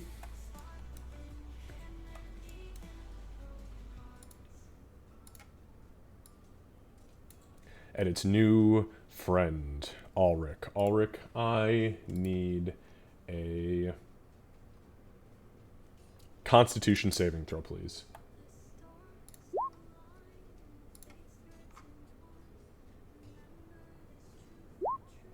That's a success. All right, so you only take 12 points of necrotic damage as the beam strikes you. That brings us to the top with Winnie. Winnie, you are unconscious. But let me look up the details on this because I want to make sure that I'm not cheating you. Okay, so... Okay, your turn ends. Now, how does your ability work with this if you are incapacitated? They act on their own accord? So hold on a second. It says. So it says, if they receive no commands from you, they protect you from harm and attack your foes. Okay, so...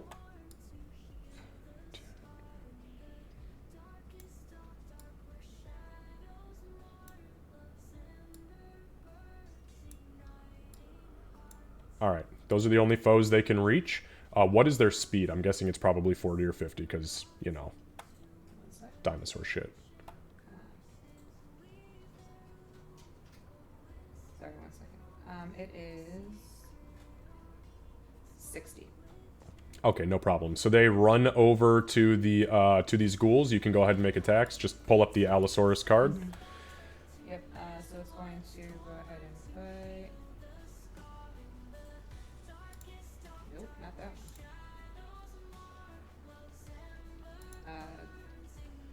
How far? Just out of curiosity, how far did this one just move? Because it gets a pounce if it moves at least 30 feet. Does it have to move in a straight line? Straight toward. Yeah, it didn't move straight toward it. It had to go around. Everything had to go around. Okay, so then this one. Actually, you know what? No, you're in the air. So 5, 10, 15. So it moved 20 feet. Okay, so it wasn't enough. Okay, but yeah, I forgot you were 10 feet up. Yeah. Okay. So then the next one will attack. Okay. This probably doesn't hit. The one down here. Yep. 22 hits. Go ahead and roll damage. Oh, come on. It hurts it. It fucks it up. That claw eviscerated a good portion of it. Go ahead and give me the attack for the last one. Yep. That is a miss. All right. Okay. And that's it for your turn, I believe? Yeah, that's all they could do. Alright, so as your turn ends, there is a burst of energy again from this entity. Again, targeting Ulrich. This one, it's a similar looking beam, but it's much darker and much thicker. I need a dexterity saving throw, Ulrich. Are you sure? Mm-hmm. Oof. So the beam hits Ulrich. You guys see, as the beam hits, again, it comes out of all of his facial orifices, and you see this mist kind of slink into the beam and retract back into this thing. You take 63 points of necrotic damage as this thing is attempting desperately to kill you. So 31 reduced? Yeah, because you have necrotic resistance. Yep. Okay.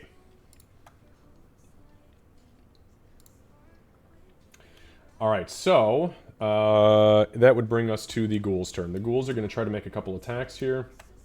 The first one is going to be up near the Allosaurus by the tentacle. It's going to try to claw. That is a 13. That's exactly what it needed to hit. That is going to be for 5 points of damage. Candace, I need you to roll a Constitution saving throw on these things.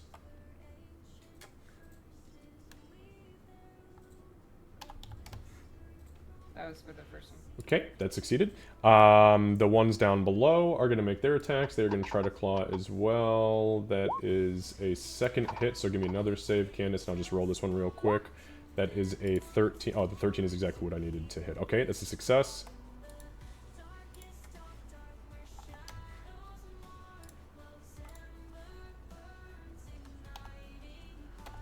And one more, Candace. Thank you. All right, so this one I'm gonna force ping. Bear with me. This one right here. You see the ghoul claws it in a desperate last-ditch attempt. As it does so, there's this green slime that kind of drips down the wound, and the Allosaurus freezes in place. Its whole body goes into like what is like lockjaw. Okay. It is paralyzed.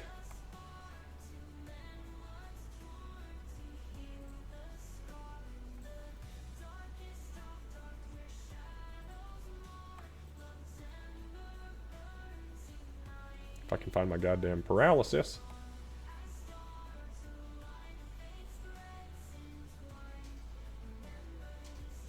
There we go. Okay, that is going to flash through the remainder of their turns. At the end of the final ghoul's turn, it is going to use its last legendary action and fire another beam. This beam is going to target Gartok. Excuse me, not Gartok. Gartok's charm. It's going to target Bloodmane. Okay, Bloodmane, that will be a Constitution saving throw. Oof. So that is a failure. So as the beam hits you, you take 48 points of necrotic damage. This was the lesser of the angry black beams, by the way. You guys would see, for those of you who are still up and active and moving around, you would see Bloodmane's body literally just begin to peel and fester, and boils and pustules and all sorts of nasty shit. All right, that is it for them. Bloodmane. All right. I'll use my bonus action to move the tentacle up by Winnie, and it's gonna fucking slap her. Okay, so she's 10 feet in the air. Does it have a 10-foot range, you said? It has a 10-foot range. Yes. Okay, and how far can the tentacle move? 30 feet. 10, 15, 20. Bam. Got it. Okay, so go ahead and make an attack roll for me. Actually, I believe, give me one. Well, you can just make the attack roll anyways, but hang on, I think you may have advantage on it, but let me just double check. I hope so. Yeah, you have advantage. Oh, no. No, you don't. It's only if you're within 5 feet of it. It's not within 10 feet. So the tentacle swings and unfortunately misses. Oh, no, you know what? She's still... So she's got two bad things going for her. She's unconscious and she's restrained. Because she's unconscious, you'd have to be within 5 feet in order to get advantage. With restrained, it's just fuck you, you get advantage on the attack. So go ahead and roll again.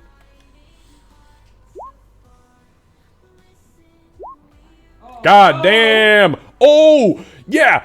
Slap that bitch straight into another dimension. Go ahead and roll damage. And you can pick lightning or thunder or whatever it is, cold. Yeah, cold is fine. Oh, that's too funny.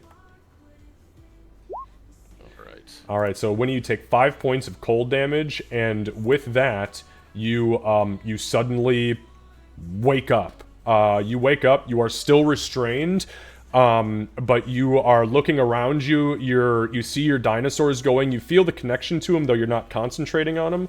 And as you look around, things are not in a good way. Bloodmane's got his hand up towards you as the tentacle is pulling down and he's controlling it.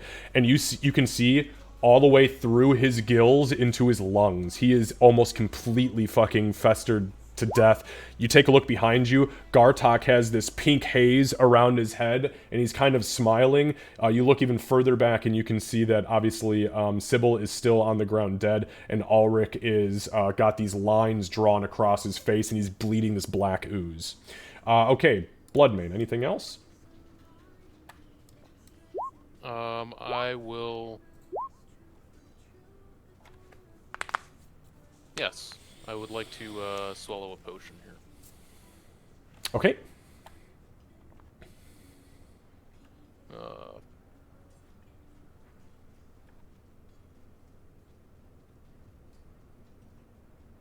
I will do a supreme healing potion.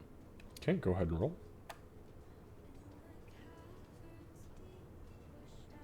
Man, that's unfortunate.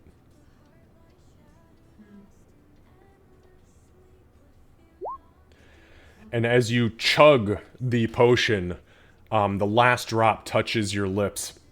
And as you swallow, it tastes like water, and nothing happens. Alright, well, that's my turn. Alright. Gartok. Right, So, Gartok, at this point, with your current state, you are under the effects of a charm, which means that, yeah, this thing is... I'll let you roleplay it however you want. This thing is, for all intents and purposes, your fucking best friend forever. You can't totally comprehend why that's the case suddenly, but, like, you've just had this dawning realization that it's not out to get you. Yeah, it's pretty cool. So Gartok is gonna, I think, kind of run over to Bloodmane 5, 10, 15, 20. And just kind of go, wait, is friend. I guess because he doesn't want his friends to fight. So he'll just spend his action trying to, I guess, trying to talk down Bloodman. Okay, and FYI, Bloodmane looks like he looks fucked up. He looks like he just got yanked out of the deep on a fisherman's boat and cut up. The best I can do is an eye, Barry. Okay, with that being said, go ahead. I do want to kind of justify that he does still have his stuff on him, because I remember... Because this is just something Gartok would do, because he still had his hunter's mark on Sybil back in the day, even though he was considered her a friend. So yeah, other than that, that's about it. Okay. Alright, it's Past and Sybil. Entity. And that's 3. Yes. Alright, so the entity, it sees Winnie suddenly wake up, and it is going to, it is actually going to let its telekinetic beam fade. And Winnie, you are going to descend, or you can fly 10 feet up still, it's your choice. It's letting go of you, so you either fall 10 feet or you still have your wings, right? Or did that go away when you No, fell unconscious? It stays on unless I dismiss it. Understood. I'd probably stay up. Okay. Alright, so let's you go. So then there is a beam of energy from this entity's big eye, and it looks similar to the one that hit Gartok. Winnie, I'll need a wisdom saving throw, please. 15. A 15 is a failure. So Winnie, as you hear Gartok kind of pleading with Bloodmane, there is this energy that washes over you, and for all intents and purposes at this point, you are convinced that he's right. This thing doesn't want to kill anybody. It's really just trying to protect itself. We encroached on it. You know, you can justify it however Winnie would justify it, but that's what happens. With that being said, there is, you guessed it, another beam. And that beam flies over the top of all of you and strikes Ulrich. Or it's going to try to strike Ulrich. Ulrich, I need a strength saving throw, please.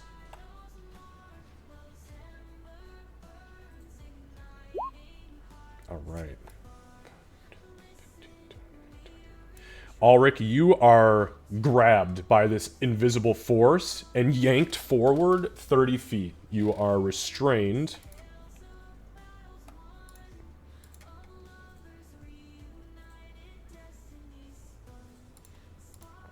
Alright, and for the final one, it is going to target...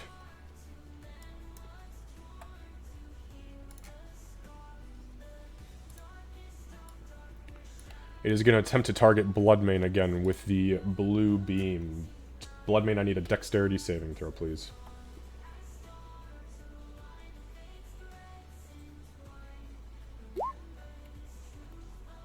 Bloodmane, you are slowed. As the ice, or the sticky strands kind of form around you and hold you down. And that is... its turn. It looks around you guys kind of hungrily. The bone of one of its feet still kind of in the top of this large cocoon, which you can hear the music kind of rocketing outside of and emanating inside of. Ulrich, it is your turn. Alrighty, we are going to use one sorcery point for subtle spell, so I can cast a spell without any verbal or somatic components. And Okay. I'm going to cast a 8th level heal on Bloodmane. Okay. And what's the distance on that? 30 feet? 60. I Oh, think. 60. Okay. Okay. So there is so you very quietly as you're being restrained and pulled forward, there is simply a flash of light and a beam of energy. It hits Bloodmane and there is no effect. Alright, and Nobody's figured this out yet. It for me. All right, we're back at the top of round 5. We're going to stop here, however, because we are at 11:55. So let's go ahead and take a break, regroup, rethink life choices, and we will be back in either, 10. If you guys need 15, take it. If not, we'll be back at 10. We'll pick up with Winnie and the ghouls in that order. We'll see you guys soon. Bye-bye. All right, friends of the stream, it's not fucking going well, and I'm really hoping, I'm crossing my fingers that these guys figure out exactly what this whole shtick is here. As nobody's asking questions about things, and they're kind of doing their own thing, there's really no cohesion. So I'm curious to see if this is going to wind up TPKing this group, or if this is going to be one of those stories where we talk about it for 10 years, where they go, holy shit, they bounce back. But right now, not looking good. I'm going to go ahead and throw a be right back screen up, and we will, indeed, be right back.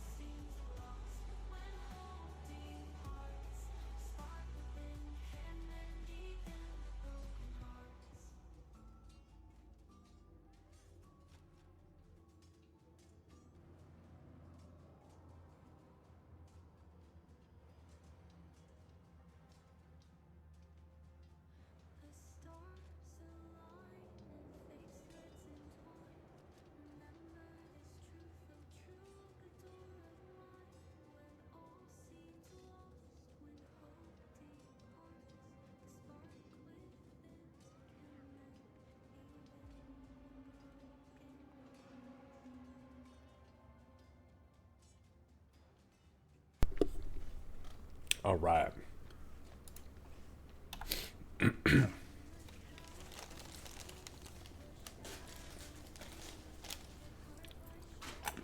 It's not looking good for this group.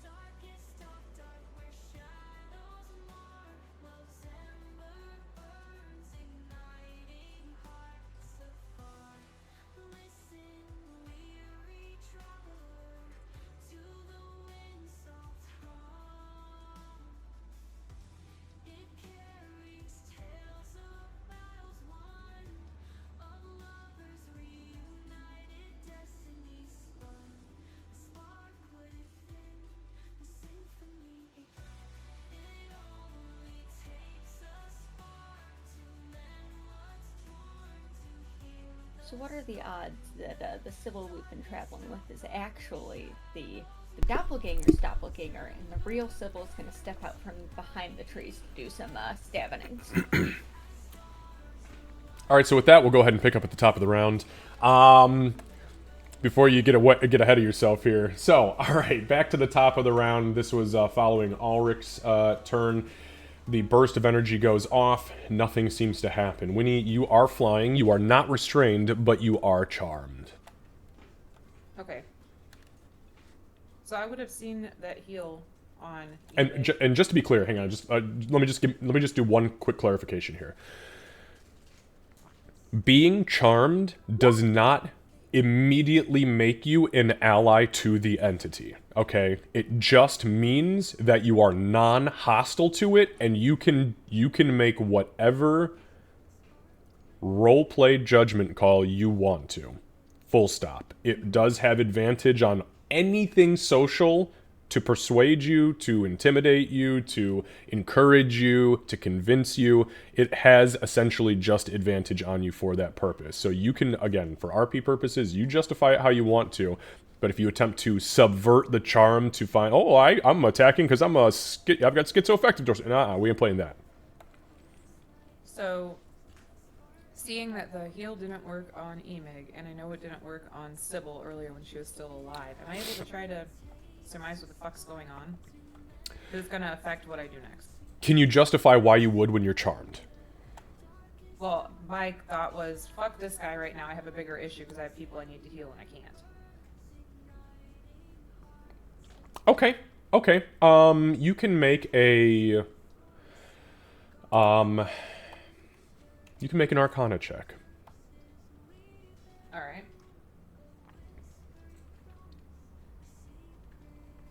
How about a nat 20? Nat 20.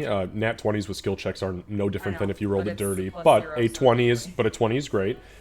So as you were trying to figure out, because you know what a full-blown heal looks like, and as it hit Bloodmane, it should have sutured every bit of his sharky flesh back together, and it did not.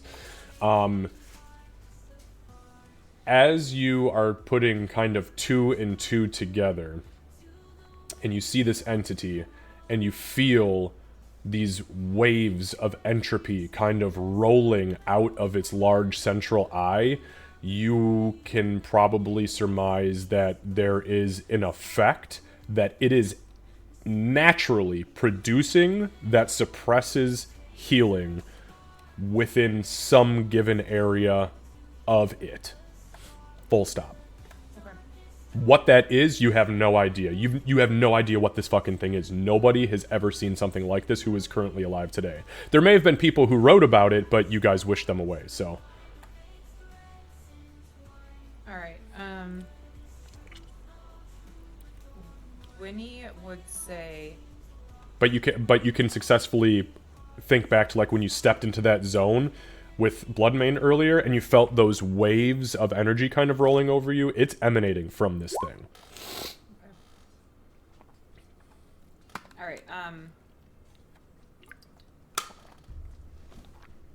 so Winnie will say, we need to get out of this area. We have to go back. And she'll kind of like try, because I don't know that Emig is slowed, so No, you know he's slowed. I do know he's slowed. Oh, he's got sticky tendrils all over him and he's barely fucking moving. Okay. Okay, so in that case then, I'm not going to move too far away from him or anything, but I'm going to look at him specifically and say, Emig, we have to move out of here. And I'm going to... I guess I'll hold my action to use Primal Savagery in case... Actually... No, I'll hold my action to use Thorn Whip if this thing tries to grab at me again. You cannot do that. You are charmed to it. Oh, right, that's right. Then just... I'll use Primal Savagery if anything gets too close. Okay, now you are 10 feet in the air. Mm-hmm. Okay. Yeah, I'm gonna, I guess it doesn't matter if I'm up or down. I mean, it's fine. You can hold your action and slash at the air if you want to. I just wanted to, I'll go down, yeah, I'll go down to the ground.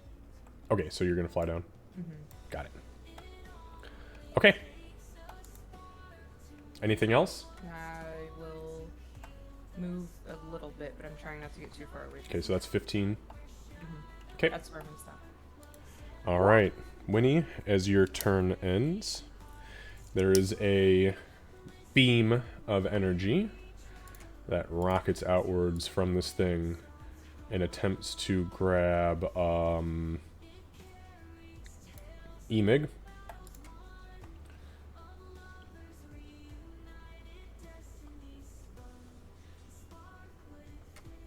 Emig, I need a...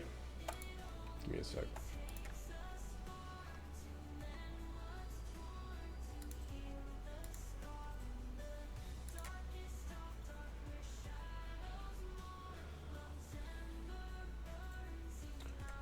Emig, are you still raging? Oh, Yes. Yeah? Okay. sorry, my guys would have had their turn too. Yeah, they would. Give me a second. You gotta remember that on your turn. Okay, so the beam is going to fly at you. It's gonna kind of like spray down around you, and it's similar to the thing that hit Gartok and Winnie. You doesn't even register in your brain. Okay, so with that being said, Winnie, I will one time only allow you to retroactively move your monsters. Alright. You gotta remember I'm on your turn, though. I'm trying, I know. I'm gonna attack this one up here first. Okay. Nat 1 misses. And then the other one will attack it too. Got it. Nat 1 And misses. the one down Damn. there. They're confused. Clearly. That's a 15 too. Yeah, 15 hits. Alright, it bites it, shakes it a little bit. It doesn't kill it outright, but it definitely wounds the shit out of it, so. And then I'll have this one. It move- can't, it's restrained. It's paralyzed. Oh, It got right. paralyzed by Okay, the yeah, ghoul. so then, So it can't do shit, it is stuck. Okay, so now it is the ghoul's turns. So the ghoul to the north is going to try to swipe at the Allosaurus. It's going to try to claw it. That does hit. Candace, I need a Constitution saving throw out of the Allosaurus.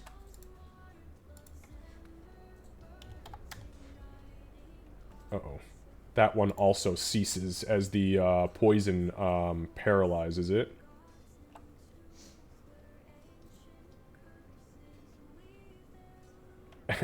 And just so you guys know, I'm not, like, cheating these DCs. It was a really... oh, wait. No. It rolled a 10. It's 10 exactly. Sorry. I was like, shit. Never mind. But I was thinking to myself, how are these things fucking failing? It is only a 10. And I was like, oh, I rolled a 10. We're good. Okay. The one down to the south is going to go ahead and try to claw the one above it. That is a 10 to hit, which is a miss. And the one to the Allosaurus that is currently paralyzed will have advantage on this roll.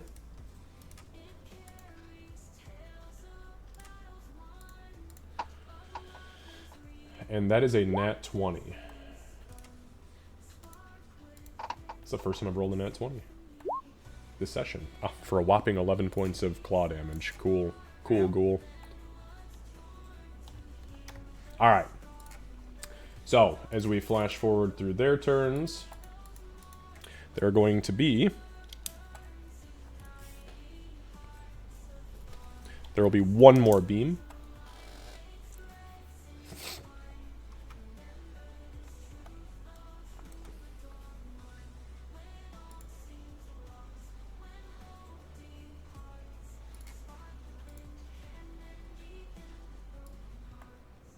And this beam will attempt to hit Bloodmane. It is the dark black beam, the very, very, very thick one. Dexterity saving throw, please, Bloodmane. Oh.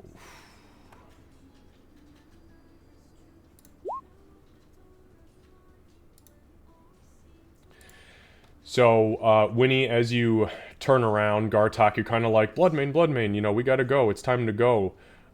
This beam strikes Bloodmane, and his whole form shudders momentarily. He kind of like freezes in place, and you see almost a fourth mirror image step from his body into the beam and retract up into this thing's eye. That is 55 points of damage from the death ray. Bloodmane dies.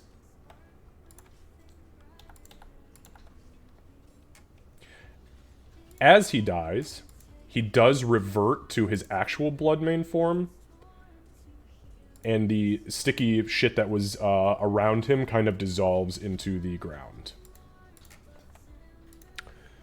That's all the actions this thing had. And that brings us to Bloodmane. Bloodmane, it is turn 1 from death. You guys see his body is beginning to twitch after he dies. It's beginning to twitch and kind of shudder.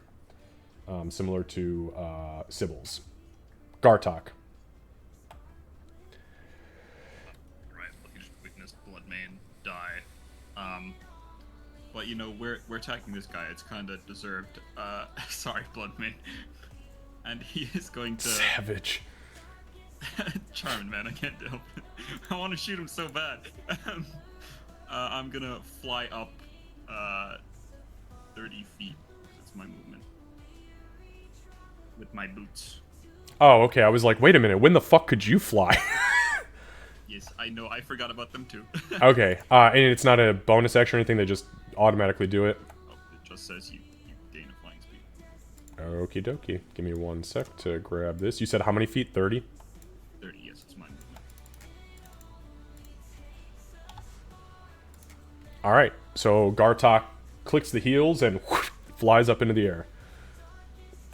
Well, I can't attack it, but clearly the main problem here is the dinosaurs are attacking. That's why it's still attacking. So he's gonna attack the zombie in front of the Allosaurus. Okay, understood. Go ahead and give me an attack roll.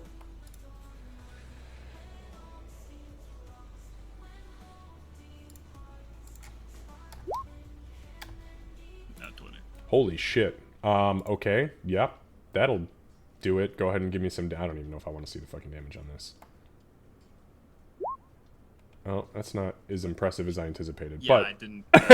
Because you died, yeah. That's still a lot of damage for an arrow. Okay, so that's gonna be... Okay, yeah, so you fire, goes straight through its body. Second arrow will successfully hit it. This thing is bloodied.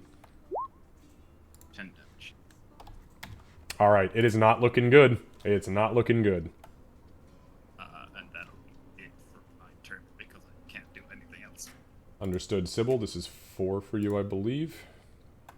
Yep. And we go back to its turn. As Bloodmane goes down, you guys will hear this entity kind of call out to you over the music. Are we done yet? Are we done yet?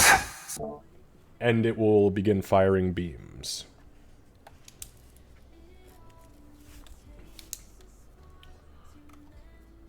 The first beam is going to fly down, or is going to shoot down.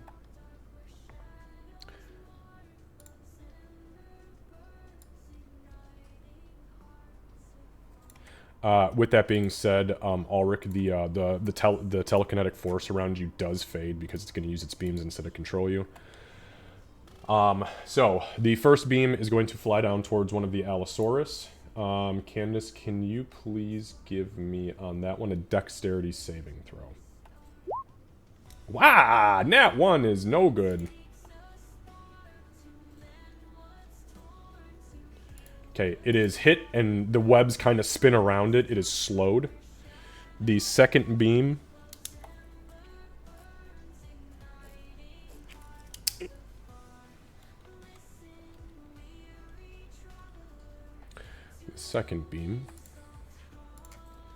is going to fly past you, Winnie. Oh, actually, it's going to fly... no, you're not flying. You're on the ground. So it's going to fly over your head and target Ulrich. Ulrich, I need you to make a Constitution saving throw, please. 15 is a failure. However, because you are resistant to necrotic, the 49 points of damage turns into 24 points of necrotic damage as it blasts into... You see the beam flies over your head, Winnie, hits Ulrich, and just... you see his platinum scales just tarnish, curl up, and begin to fall off in mass. The final beam is going to strike...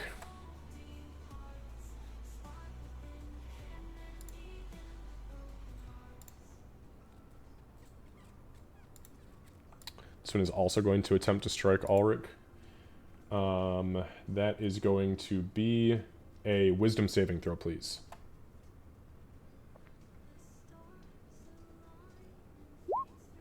20. You succeed. There is a horrific sense of dread and anguish and fear that washes over you, and for a moment there is a flash of light in front of you, and literally in the blink of an eye you see yourself standing on the platinum fields of Bahamut's halls, and there is a giant platinum scale, dragon scale, that is in front of you. It flashes back down at you, and as you shake your head you wash that away. That is going to end its turn. Ulrich. So am I still restrained, or? No, nope. That's what I said right at the beginning of that. You were no longer restrained. Okay, I just wanted to be sure that it still didn't have a hold on me. It just wasn't controlling me. Nope, it let go. I'm going to move up, and I'm going to use 7 more charges off the staff and cast lightning bolt on that son of a bitch. Eyeball man. Okie dokie. Let me... Oof, that sucks. You found one of my weaknesses. Lightning bolts. Okay, dexterity saving throw. Oh my god, the one thing this thing doesn't have proficiency in, that's bullshit. What a shame. Yeah, okay, give me some damage. It does still save. Well, I'm looking for it. Oh, there it is. God damn, it's still... So it takes 21 points of lightning damage.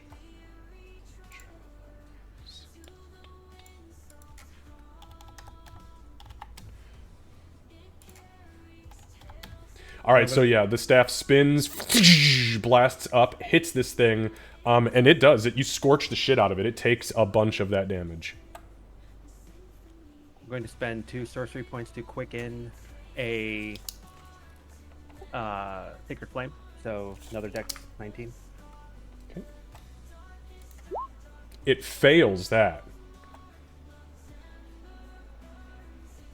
see, does it have immune condition, immunities, passive? No, it's going to take all of it. It takes all of that. And it lights it up. It scorches the shit out of the top of it. You see it actually winces. Its eye winces for a moment. And then it opens back up and blinks around and looks back down at you. That's it. Alright. As you end your turn, it is going to fire a beam at you. Because fuck you, Dragon Man. This kind of like white, crusty white, almost like salty looking beam blasts down at you. I need a dexterity saving throw, please. So, as the beam hits you,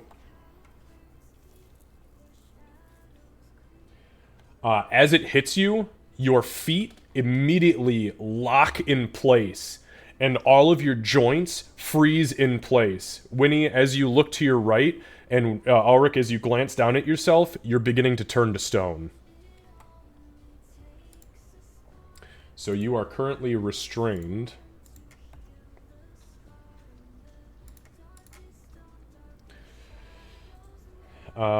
Okay, that is it for that. Back to the top. Winnie.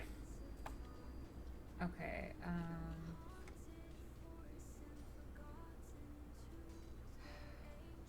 okay, I'm trying to think here. Would I know, because I remember that it happened to, Azaki. Would I know what fixes that? What fixes, petrification? Do you? If it happened to Azaki, you should know how it was fixed. I know, that was years ago.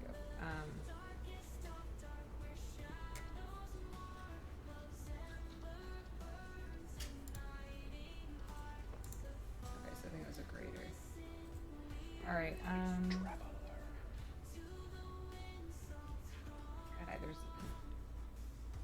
I guess what I'll do is I'm gonna cast... And so just so you know, he is not petrified. He is fighting against becoming petrified currently. Okay, yeah, So I I know, will I'm give trying that to you. He is restrained, but... Okay, I want to, I guess I'll cast Call Lightning because it Oh, makes shit. sense. God damn. So- I don't even have that ready. Hold on.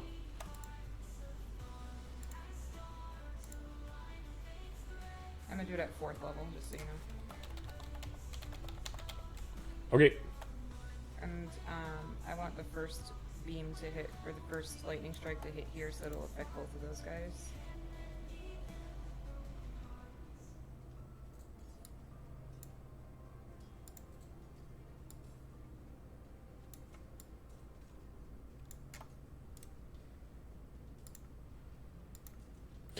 All right, so Winnie throws her arms up, and as she yells out this incantation, you guys immediately hear the thunder rolling as the lightning begins to flash down around you. Okay, so it's a dexterity saving throw. Yes. DC. 17. Thank you. Oh. Okay, it's 1 success, 1 failure. Go ahead and give me some damage. Okay, so obviously full in half, and it's gonna be 27 for full, and then 13 for half. Yeah, they had 1 and 3 hit points left, respectively. So the lightning bolt comes down, hits, and they both, like, light up. Lightning kind of, like, rockets out of their eyes as they sizzle and scream and then collapse. Okay, and, so I have to command them to do things. I wouldn't be able to command them to attack it. It's up at 20 feet anyway, but still. Correct.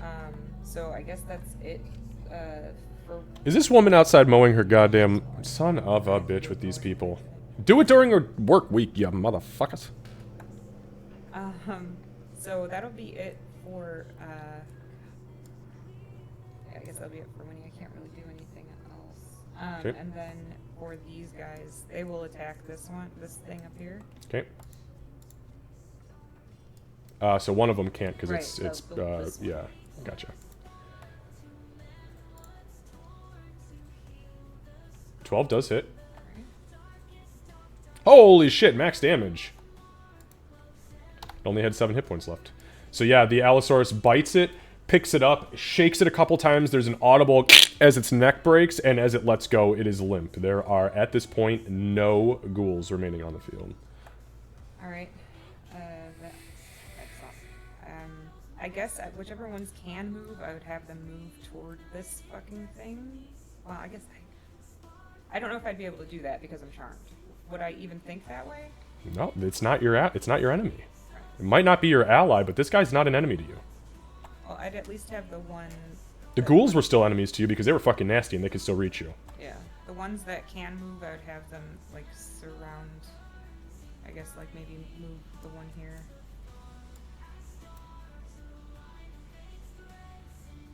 And then, what? I guess that's it for now. Okay. Alright, so you end your turn. There is going to be another beam. This one is going to target the Allosaurus that just ran up on you, Winnie.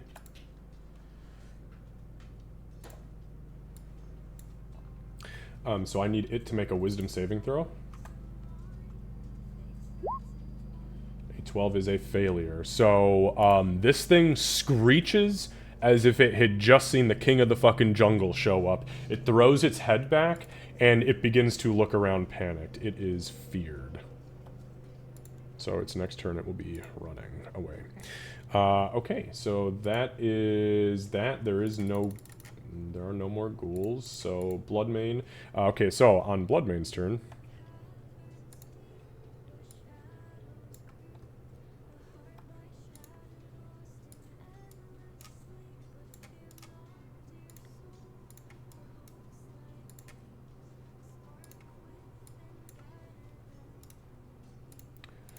Bloodmane suddenly lumbers up, standing to full height in his normal Goliath form, red pinpricks in his eyes, body kind of decaying around him, and he is going to charge.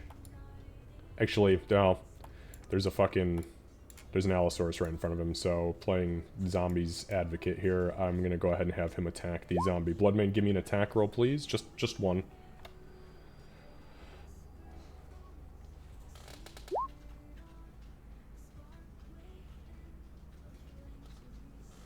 Okay, an 18 hits. Go ahead and give me damage. Straight damage.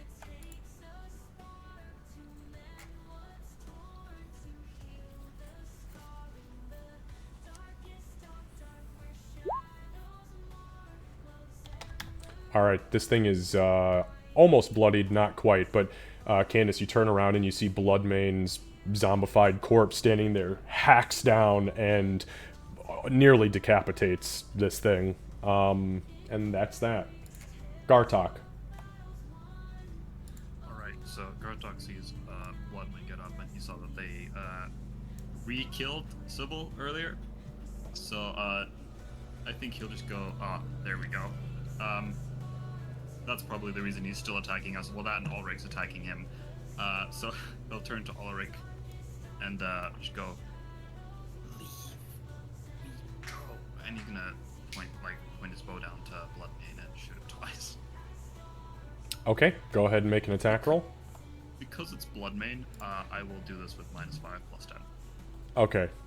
You're gonna prove to him that if it really comes down to it, you can put him down. It's more of a, this is the leader and we have to respect him. So I will try and Put him out of his fucking misery quick. Yeah, exactly. Okay, fair enough. Go ahead and give me the attack roll.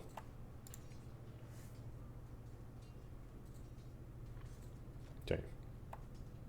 I feel like I should be vaguely insulted that you only shot me normally. Bloodmane, what's your AC without shark form? 16. 16, okay. So you fire, and it kind of glances off of his undead exterior. Alright, well, I guess I'll shoot him again. Okay. Same thing.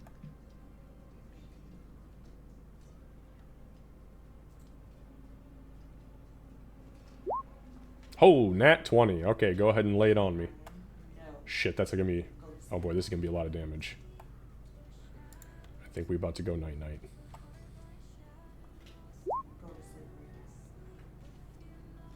Plus 10, right? Yeah, plus 10. 'Cause Okay. it's added. Okay, so that's 25. So yep, that definitely that is gonna do it. So the first shot glances off of his exterior. You see him raising the greatsword again, or you see him raising the greatsword again to swing down on the Allosaurus, and he looks up at the deflection of the first arrow, and you fire it straight through his temple. It flies out the other side, and his whole body actually bounces off the Allosaurus and hits the ground, and he ceases moving. All right. Then Gartok will fly to the ground, turn to the creature up here, and go. All right, we go. And he's gonna basically grab, I guess, a leg from Bloodmane and try not actually move because I used all my movement, but essentially start pulling Bloodmane. Okay, understood.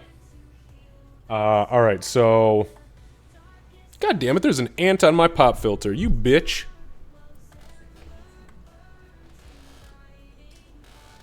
I saw that little bastard crawling. It's like, yeah, I got your antennae. Okay. So as your turn ends, it will fire off another beam. This beam is going to fire down at the Allosaurus that has not been impacted by anything. Candace, I need a wisdom saving throw, please, for your Allosaurus. 5. So, Winnie, you immediately feel your connection to that Allosaurus vanish.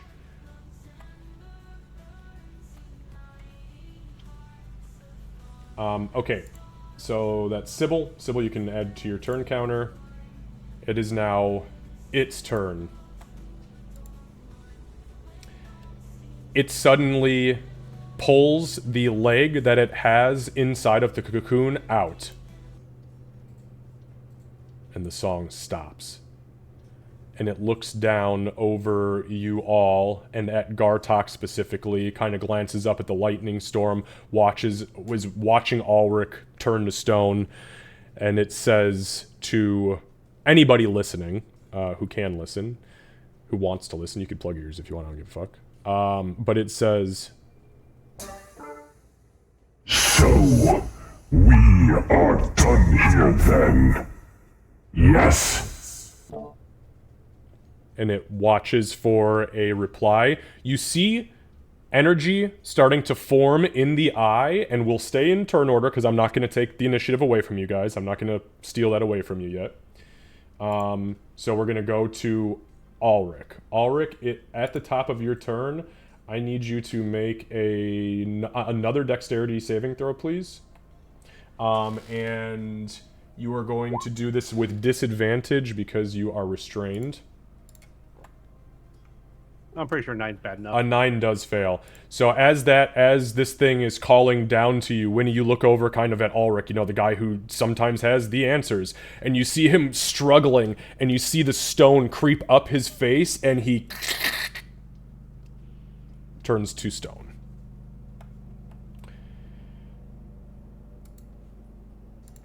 Very top of the round, you see the energy still forming in this thing's eyes, but it is kind of looking down expectingly. Winnie, on your turn, the following happens. One of your Allosaurus turns, and it begins to claw the absolute shit out of the one that's paralyzed next to it. So go ahead and give me the attack roll. Okay, give me damage. Actually, roll with advantage because it's paralyzed. Okay, it doesn't matter. I just want to make sure it wasn't going to be a nat 20. Good thing it rolled low. Okay, so you see it kind of like slash out at the, it slashes outward at the, oh, does it have 2 claws? No, it only gets 1 attack. Oh, okay, sorry, I just saw, it just says claw. It doesn't show me like what exactly it's rolling unless I look for it, and I hate that, so. Okay, anyways, as that's happening though, what's its speed, 60? Yes. Okay.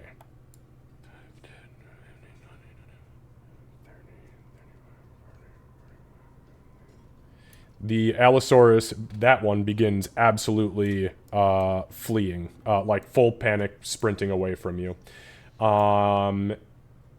It is your turn. Okay. So I guess with being charmed and everything, when you would look at this thing and say, if you're done, we're done, I guess. Could you possibly leave her?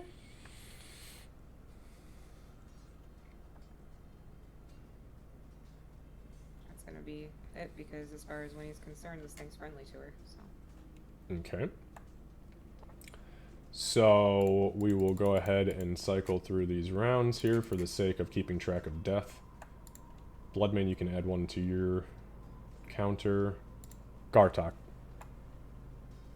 As Winnie says, leave her, it's gonna be like a literal light bulb will appear on, not actually, but he'll have like a light bulb moment and be like, oh yeah, we're here for something. And he'll kind of go, neat. He's gonna think, one D, to take back. Okay, so at this point, I'm just gonna say it like this. There is at least an hour that you two are charmed. Full stop. Ulrich is out because he's paralyzed and we have 2 dead players. The Allosaurus are the only ones that would be potentially acting on their own accord. Do you guys want to just go into conversation? Because there's only a couple rounds until their revivifies would pop. Yeah, so my thing Anyways. is, if this thing says no, fuck off, and leaves, I can't attack it. There's nothing I can do about it. So then my next step is we have 2 scrolls of Revivify in the bag of holding, and I would attempt to use those to try to bring back our party members. Is So we do want to stay in initiative order. that what you guys want? Yeah. Okay, alright. Just wanted to make sure before we go into full conversation. So I will only get 6 seconds of verbals out during each of my turns as best as I can. So it hears you guys request the thing with Mundi as you kind of motion to her, and it looks down, and it looks back out at you.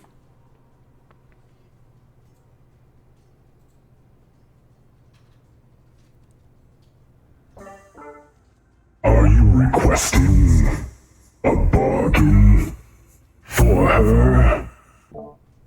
And it ends its turn.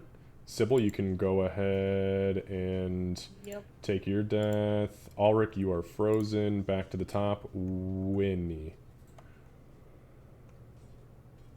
What would your side of the bargain look like?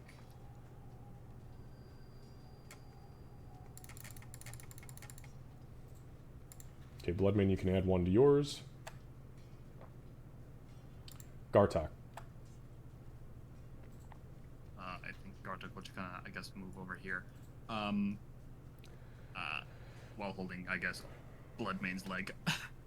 And he's going to say, can't go back without. Because he still has all his memories, right? Yeah, So- yeah, your memories haven't been wiped. You're just justifying the charm and why you think this thing is friendly the best as you can to your own character's ability. Important. I didn't hear you. What did you say to it? I said important in broken Oh. Gartok. Ah, okay. Alright, so we're going to move past Gartok. Sybil, go ahead and take yours again. The entity looks down at both of you, still with the energy kind of building, and it says,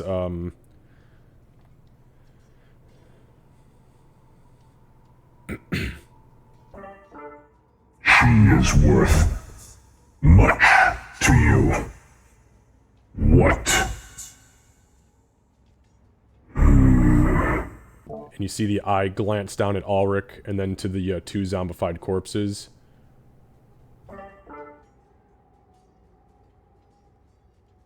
We gamble. I give you her, but I keep 2 of yours. And it ends its turn. Ulrich, you're frozen. Back to the top, Winnie.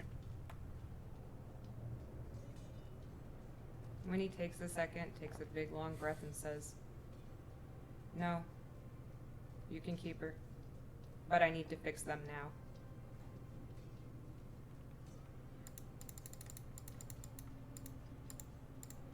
Okay, Bloodman, go ahead and take yours. Could I would have moved down to next to Sybil, just so that way if this thing leaves, I can actually use the Revivify scroll. So you're not conversing with this thing. You're moving away and acting on your own accord. That's a really important thing because you didn't say you were I moving. guess if I'll just stay there. Okay. Gartok. Gartok will also kind of look at, I guess, where Mundi is, and then look at like Bloodmane, Ulrich, and just he'll just shake his head, and start, I guess, dragging Bloodmane back. Okay. You can move half your speed even in a zombie form. He's heavy as shit. This dude is made out of fucking muscle. In that case, I'll get to about there, and then I guess I'll dash because I haven't used my action. Get about there. Okay. At this point, this Allosaurus has run the fuck away. Alright, Sybil, go ahead and take yours.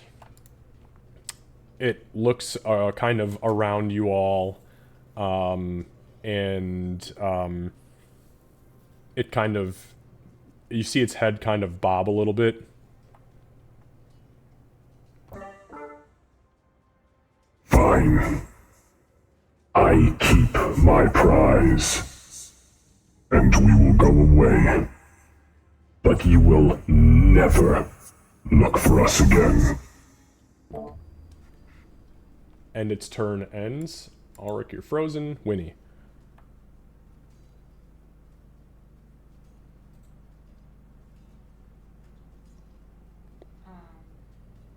Alright, so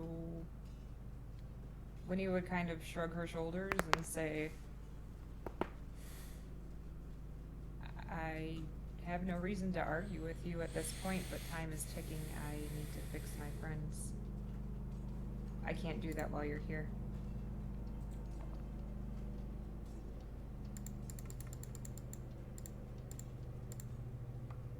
Bloodmane, you can add yours. Gartok. I'm actually gonna keep dragging Bloodmane. Okay, go ahead and show me where you're dragging him to. These are just auto failures, aren't they? No, you're dead. These are we're adding turns towards when it would require a resurrection or raise dead versus a gotcha. revivify. Okay. Sybil, you can add to yours. Okay, it is its turn. It kind of looks around, confused almost by, what do you mean it's because I'm here? And it will kind of nod to you and say,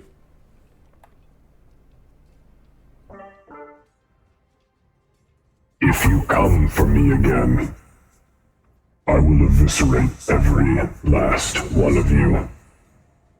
I will consume you, and there will be nothing.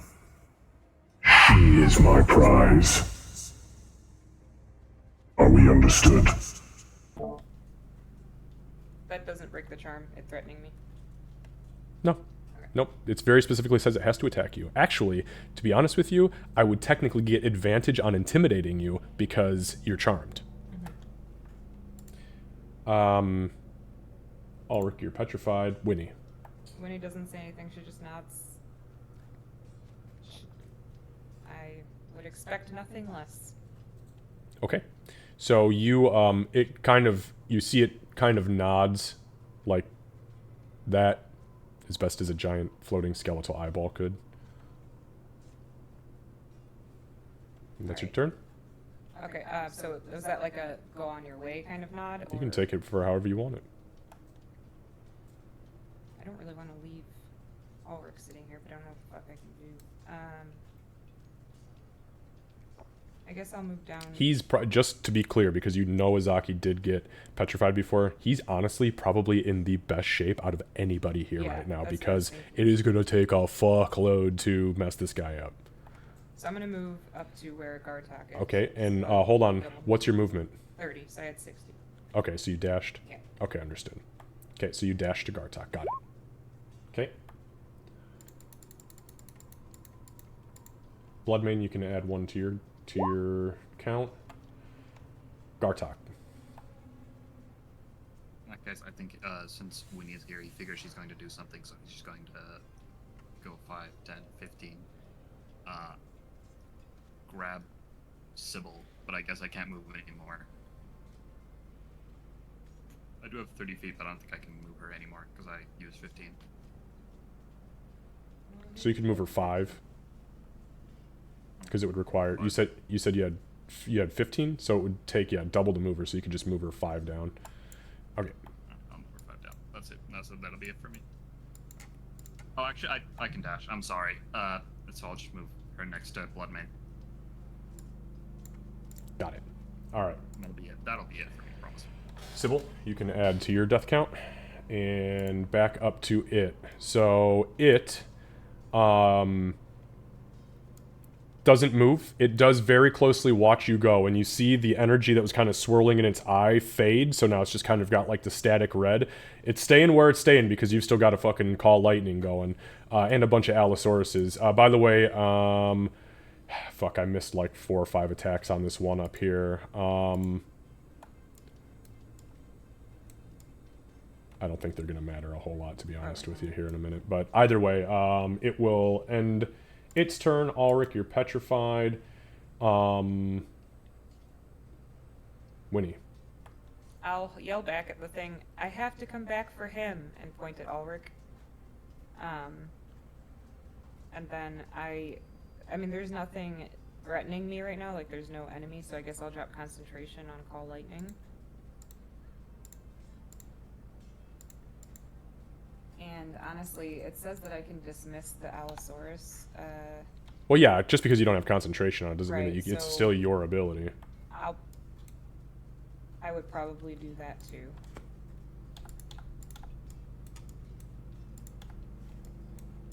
And then I want to drag Emic. I'm trying to get around the corner, so that way we get to a place where hopefully we'll be able to heal them. So I'll double move and move 30. Okay, you can drag him to the 30 spot. Okay, yeah, so you drag him, and in somewhere in... I won't give you an exact, as it is not an exact science. Well, technically it is, but somewhere in this area, you feel those waves of entropy that were washing over you subside again. Okay, Winnie, that is the end of your turn. Bloodmane, you can add a turn to your death counter. Gartok. Okay, seeing when you move, he'll also dash and go 5, 10, 15, 25, 30, and move Sybil there. Okay. Sybil, you add a turn to your death counter. Its turn. You guys don't see it, but you do hear it kind of call out. You hear it kind of call out through the... you guys hear it kind of call out through the woods, which is not the first time that it has done this, but you do hear it call out to you. You've made a wise choice. You are unstructured, undisciplined fools. You should not have come here unprepared. Lucky for you, I honor my bargains. Good luck. And then you guys hear...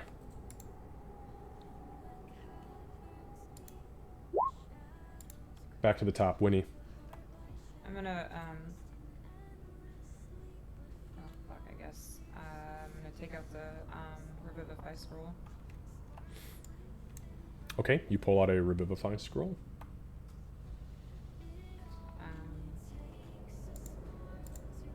Just to test it to make sure, I want to use my, because I had used my action to pull the scroll out because it was in the bag of holding. So I'm going to try to test if magic is working by hitting myself with a level 1 healing word. Okay, so you whisper your incantation. Go ahead and roll.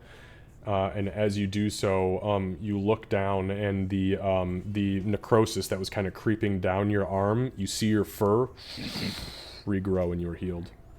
Okay. Okay, so that ends your turn. That's going to bring us down to Bloodmane. You can add a turn to your counter. Gartok. Gartok is just going to wait here for now because I don't think I can carry a statue of Ulrich. Okay. Sybil, you can add a turn to your counter.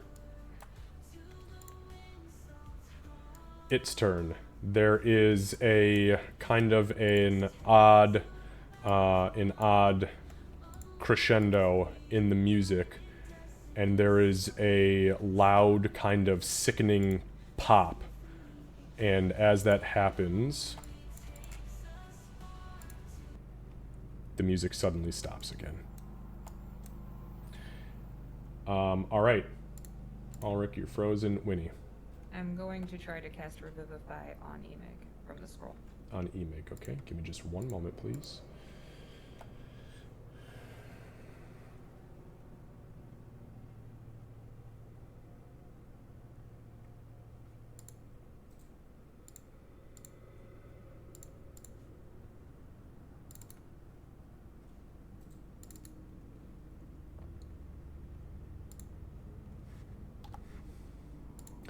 Okay, so you pull the scroll out, you unfurl it, and some of the diamond dust that is used to coat the runes for the incantation kind of like blows off of it.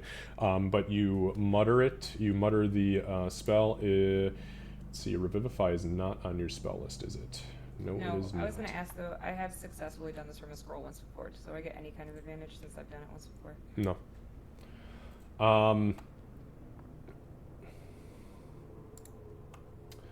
But, give me one moment.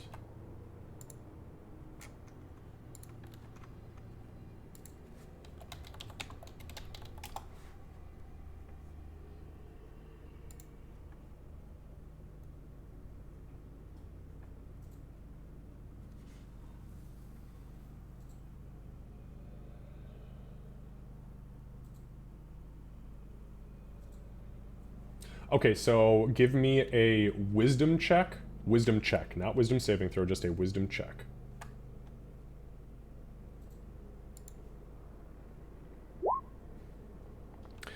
So you begin the incantation, you get about 3/4 of the way through it, and the scroll literally in your hand turns to soil and collapses through your fingers, and it fails.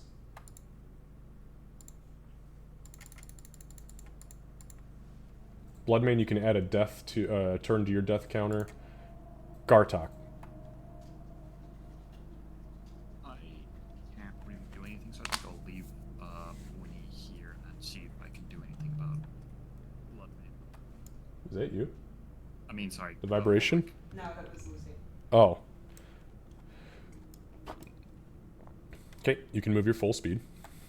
As you step back into this little area, you do not feel the waves of entropy, and as you kind of round the corner, the entity is no longer there. Neither is the cocoon.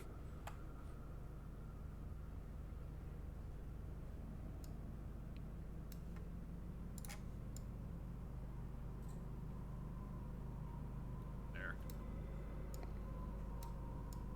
Okay. And that's that. Yep, that's all I can move. Alright, Sybil, you can add a death to your turn counter.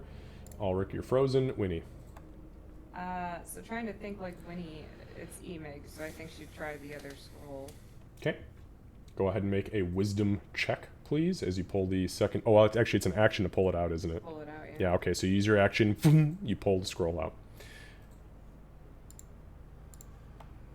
She's like a mess right now, Gartok. She's trying to keep it together, but failing. Yeah, Gartek can't see you anymore. He ran away. He's around the corner. Bloodmane, you can add a death to your turn tracker, and when you guys hit 10, you just let me know, because we'll stop at that point. Gartok? Go ahead, Cat. 5, 10, 15, 20.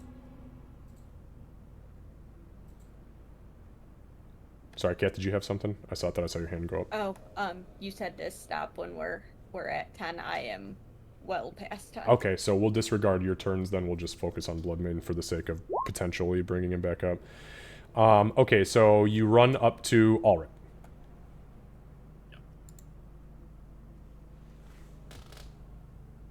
Does it feel like I can move him, or is he like, stuck to the ground? Actually, give me one moment. I will give you an exact... Well, so give me a strength check.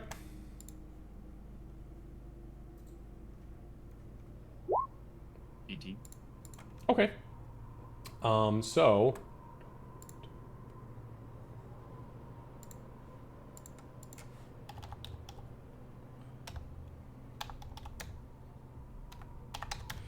So this guy is extremely heavy at this point. You kind of rock him back and forth. At minimum 1,500 to 2,000 pounds. You cannot drag him alone. He is solid stone. In that case, Garchuk will just move back last feet. And I guess start making his way to... Actually, I can make 30. There. Okay. Ulrich. Okay, Winnie. Alright, I'm gonna try again. Okay, make a wisdom check.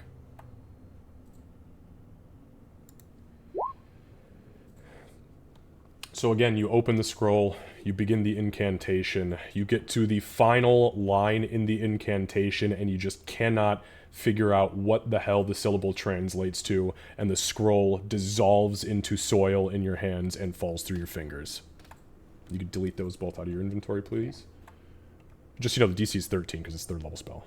Of course it is. I got a 12. Mm-hmm. Alright, at this point, because there is no other way, you have no other revivification at this point, is that correct?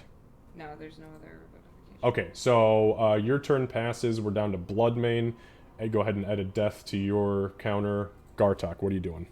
Nope, that's it for me. Okay, so we'll go ahead and stop initiative order at this point, since that is just the end of it.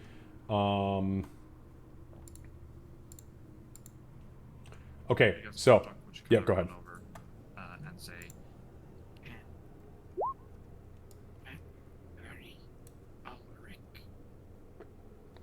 So I'm not gonna do it because we have kids trying to take naps. But when he's gonna, as you step over, you'll see this dirt just falling out of her hands, and she's going to just fucking scream. Like she lets out a shriek of anger, and just punches the ground a few times, and clearly needs a second. It ends with her dry heaving.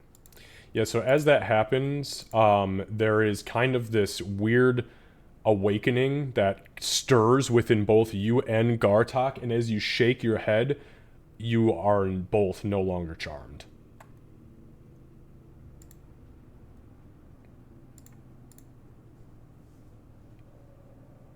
When he's gonna just look up at Gartok. Garchuk's gonna essentially have his where the creature was, his bow more ready than usual. But he's gonna, I think for the first time, swear, and it's gonna be in Draconic. I understand that. So he's just gonna say, the shit, essentially. Shit. But he doesn't look, because it's Garchuk, he doesn't look particularly troubled by, like, the deaths. Like, obviously it affects him, but outwardly, it's just death is death, and you have brought people back, so he'll figure something out, or, like, he's essentially just okay, I guess. He's keeping an eye out in case anything happens, but other than that. So after a few seconds of dry heaving, Winnie will stand up and... I don't know what to do, Gartok. I don't know what to do, Gartok. What the fuck do we do? What do we do? Get Ulrich.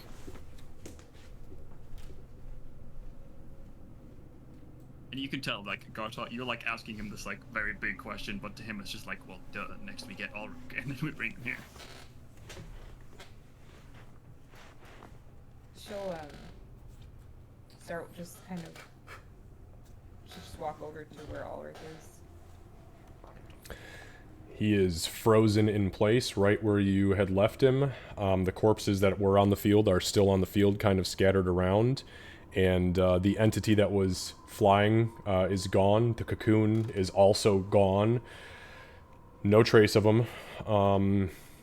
There are things lying on the ground around there, kind of nest-like, almost like rat nest-like, but as far as Ulrich is concerned, he is a solid fucking rock right now. You're heavy.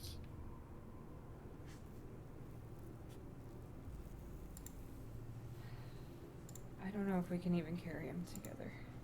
We need Enoch.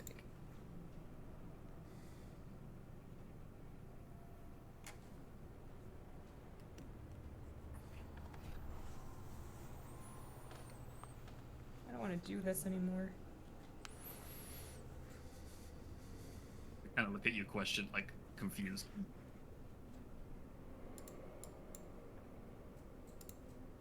I should have been a fucking priest. I'm gonna put my hands on Ulrich and just try to figure out if there's anything that I have that I can do. Sorry, one second.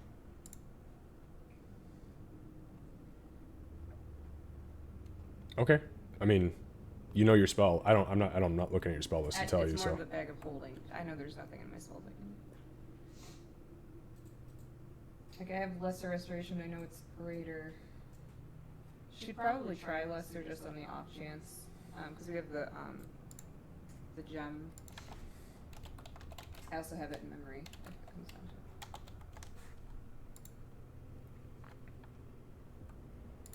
it. Okay, so so is that what you're doing? You're Yeah, casting I'm gonna Lesser use the- Restoration? I'm gonna try to use the gem to use lesser restoration on him. Just to see if maybe we'll get lucky. Didn't you use you used the gem earlier? You used it last session. Did I? Okay, Yeah, I'll so you're just not cast marking it. that off. That's no bueno. No, it's marked up. It never marks back even when I long rest. So I just need to keep track of it. But I'll just cast it because I have it in memory. Okay, so check off a spell slot. You cast it. You lay your hands on the rock. You see the energy kind of absorb into it, but nothing happens.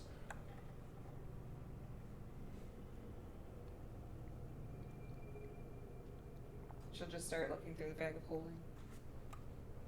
Okay.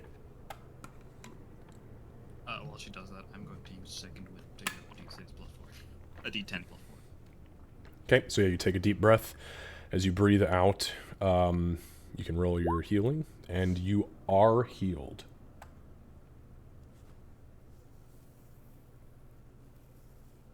That's the best second wind I've ever had.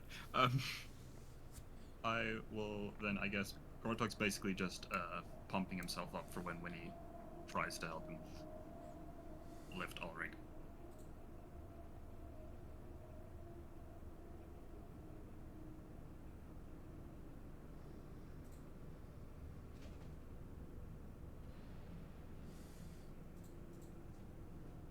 I guess kind of looking at Winnie, because I guess Gartok's been with Winnie and them for a while. Does he think it's possible to carry Ulrich with Winnie?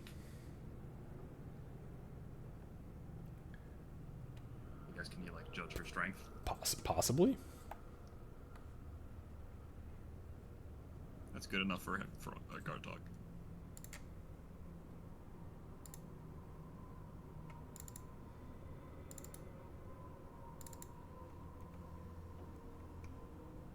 Yeah, she's just like digging through the bag of holding right now, trying to see if there's anything.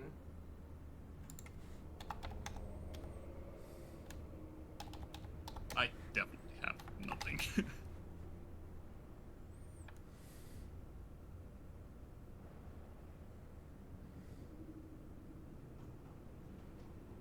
Okay, well. She looks up. There's nothing. There's no expression on her face whatsoever anymore. She still has tears streaming down her face, but she has no emotion showing. Yeah, and even though Winnie is as big as a Furbolg, because her race is technically not Furbolg anymore, she lost the powerful build ability, so she doesn't get the extra bonus to carrying shit. I mean, if you guys just look, though, at your inventories. Let's see. So, Winnie, you are already encumbered. Mm-hmm. I am barely not encumbered. So with that being said, though, Winnie, you should have been moving way slower in combat. Yeah, that's true. Actually, I So didn't even that's think about that. no bueno again. So your max lift, your max push, drag, or lift is 390 pounds. Okay. So if you click on your weight carried, you'll see the push, drag, lift 390. I can tell you right now that Ulrich weighs almost 2,000 pounds. So not even together.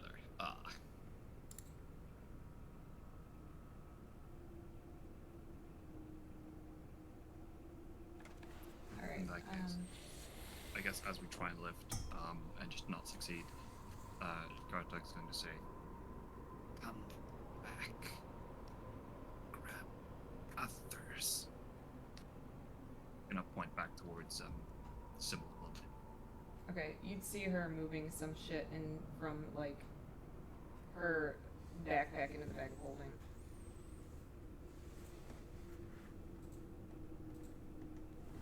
I just want to confirm everything on Ulrich is turned to stone, right? everything, His clothes. everything he was carrying, the staff is still in his hand and frozen forward. He is 100. Everything on him was stone. In that case, Gartek starts moving back to Bloodmane and Sybil.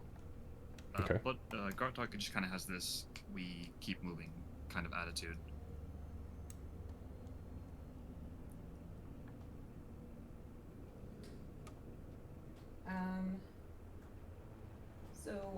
So I would know, I would think with my various forms, what I'm capable of like carrying. You know exactly what the creature cards Yeah. So. turn you into. Because I remember when I was the ox before, Emic like rode on my back into combat. I don't know that I'd be able to move Ulrich, but okay, let me see.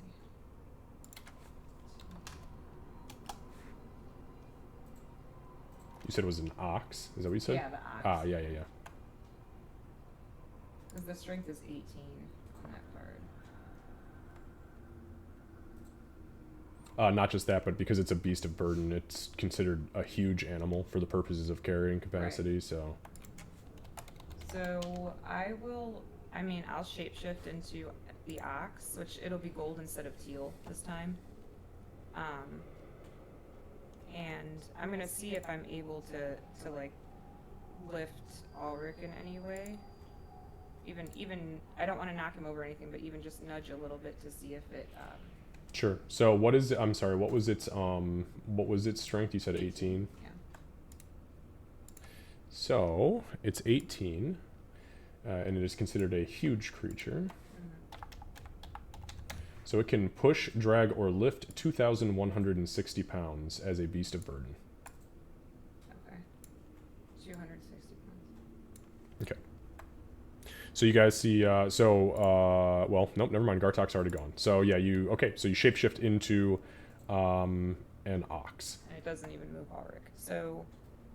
What? No, how are you going to pick him up? No, I know. I was saying You when have I try to horns. nudge him, because I was trying to test to see if I'd be able to do anything, but I can't. So. Yeah, you can. 2,000. Yeah, what are you not hearing? You can do it, but you can't pick him up. Right, Somebody's right. going to have to strap him up to you. I know we have to figure out how to do that. So I will. But you already shapeshifted, so you can't talk. Right. I'm not. That's fine.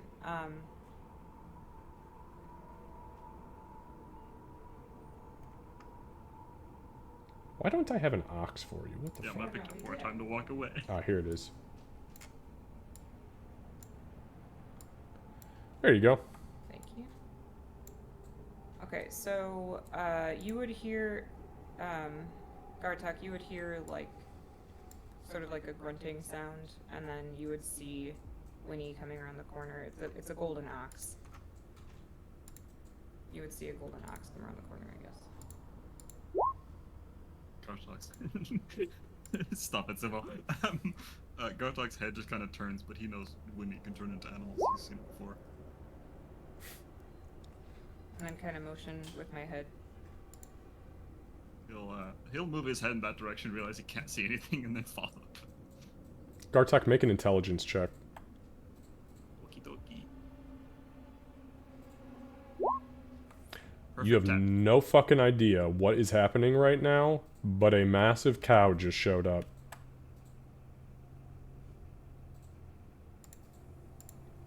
In that case, they look even more confused. If you know how a dog is when he's confused, he kind of like tilts his head. Gartok will do like the exact same thing, and then you'll move off, and he'll be like, "What? What just happened?" A cow showed up, nodded its head, and then moved back. Who's good with animals? Oh, Winnie. So I You guess just we'll go would stay look for over there? Winnie. Okay. To be like, Winnie, there's this weird ass cow. Okay, yeah, so you like walk into the clearing. Winnie is fucking gone. She has vanished. She's gone. In that case, Gartok will kind of look around, and just kind of. Winnie, where? Go. The ox would make a sound. Just kind of like a mooing. And then the ox would sort of nudge Ulrich's form again. You see the statue kind of shifts a little bit, like off to one side, and then comes back down as the ox nudges it. Careful.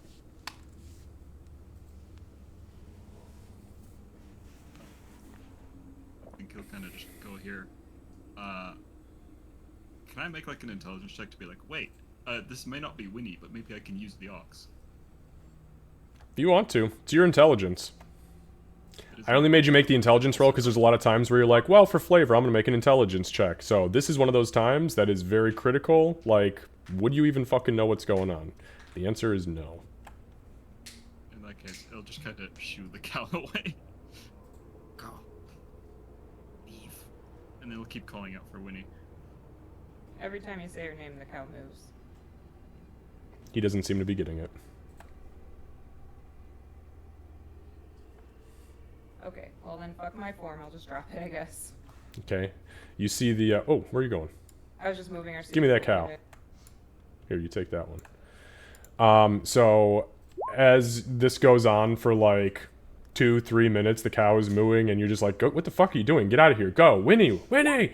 All of a sudden, her form shifts back down, and Winnie stands up out of the cow. You do flinch from its moment of like, Winnie the bugbear. And you've not ever seen her turn into an ox before. She hasn't turned into an ox until, or since way back in the day. Well, that plan is spoiled. I could have carried him in that form. I forgot you hadn't seen me there. So, I don't know what to do, Gartok. We can try to reach out to somebody. I don't know that we have resources that anybody can get to us. I could try to resurrect one of them, but I'm not good at that kind of magic. And I don't have what I need to be able to reincarnate, so...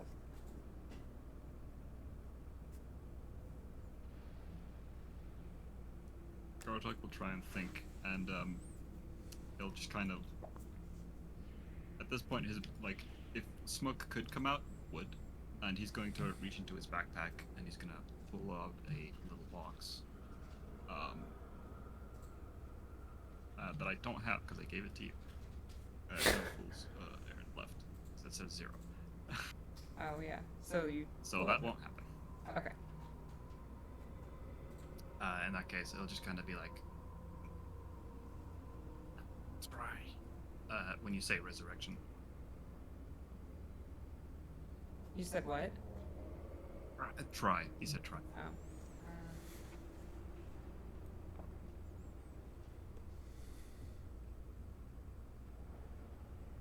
The only other thought I have is I might be able to get Ulrich back, but we need to rest, and this isn't the best place to rest, but I don't know what else to do. Yeah, let me.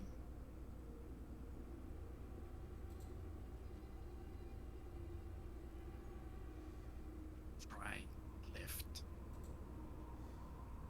No, Get help. that's really... Ulrich's really heavy right now. I don't know if Ema can even carry him.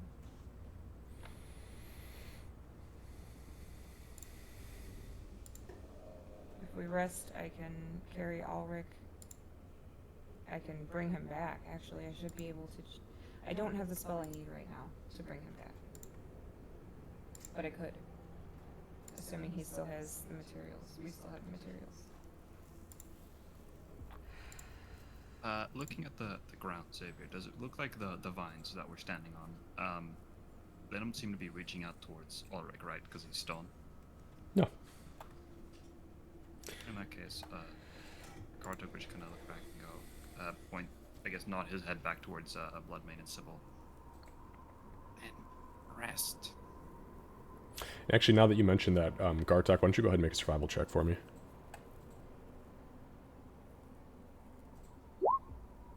So, as you look down at the vines, and then kind of glance around at the wooded area just in general,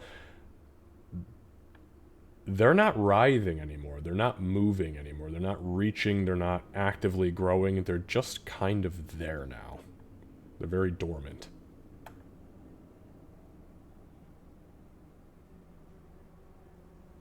Okay, so just kind of, again, nod back towards them, go, rest. Okay, let's grab them and drag them back over here. At least it's choke point. So we drag their bodies back up here. Yeah. Okay, so you drag the zombified corpses of your friends. Got it? And then I guess Gartok will... I guess this forest has been probably picked clean. But he'll try and see if there's anything to, I guess, start a fire, forage for food, if there is any. Okay. Go ahead and give me... Might be Gartok food, but not Winnie food. I was gonna say, yeah, let's get specific here. Just go ahead and just give me an investigation check.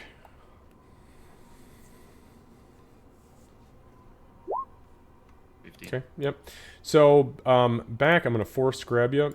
So back over here, kind of like where Mundi was and that entity, you first of all, you find nothing edible. You shouldn't have eaten anything from the moment you walked in here. You should have known better. You did not, but now you do. You should not eat anything in here. Absolutely not.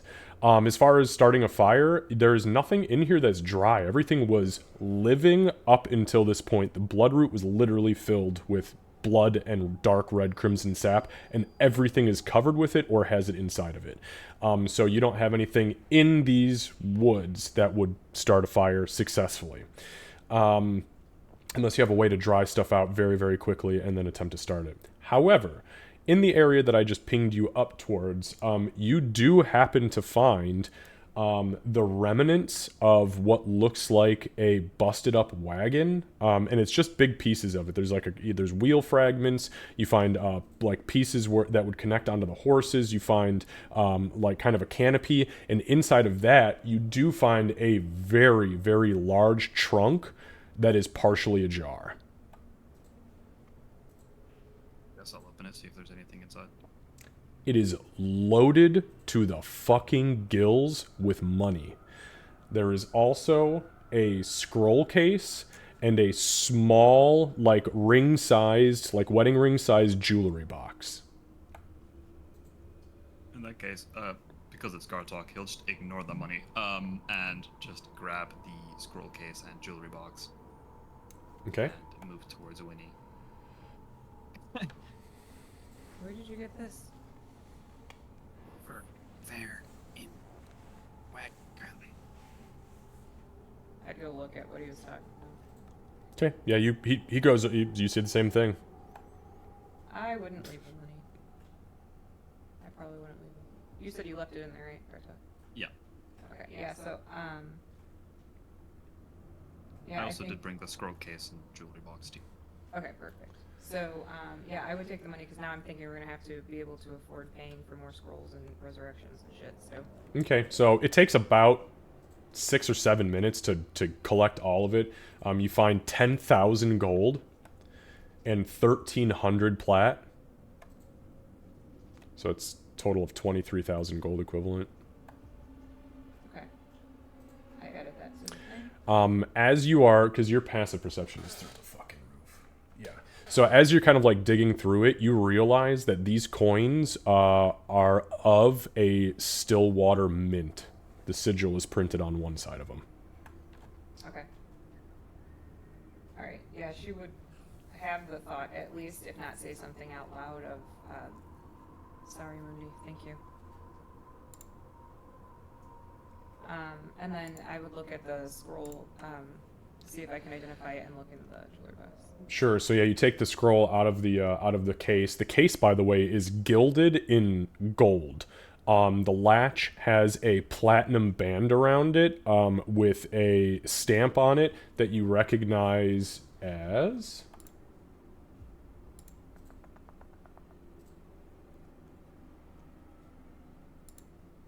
One moment.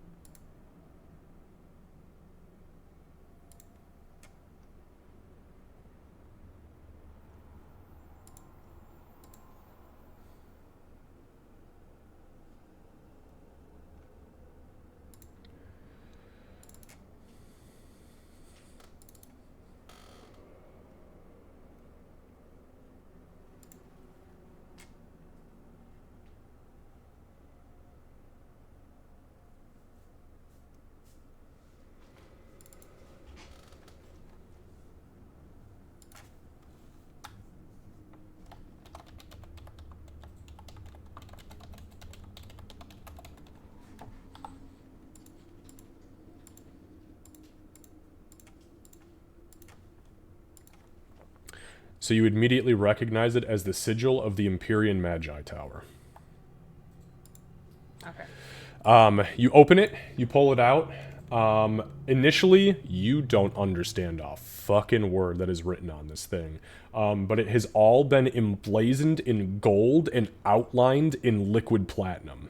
You can give me an Arcana check if you'd like to. Yeah, I'll try. Okay. Where the fuck was that a minute? Wow. So that is just one higher than what you needed to be able to read this thing. You recognize that it is a scroll of gate. And you can look up the spell gate and do with that what you will. It is of the 9th circle. Make sure you're looking up the legacy versions of all of our stuff and not the 2024. I wish I could just shut that fucking off. But they really want me to buy all their new bullshit. So when she like read it and recognized what it said, she would tap Ulrich's form on the head with it and say, "I got you a present. It's your back." And then I'll put it back in the scroll case and put it in the bag of holding. Okay. And then what's in the jewelry box? So you open the jewelry box. Give me one minute.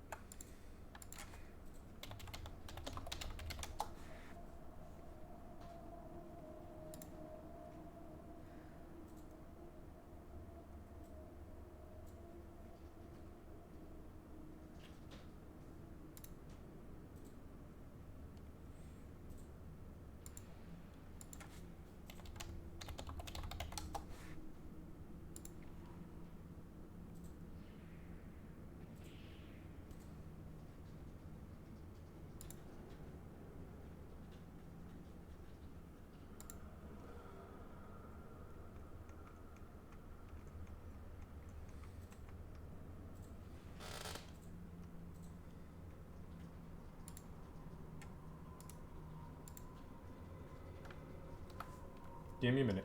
Mm-hmm.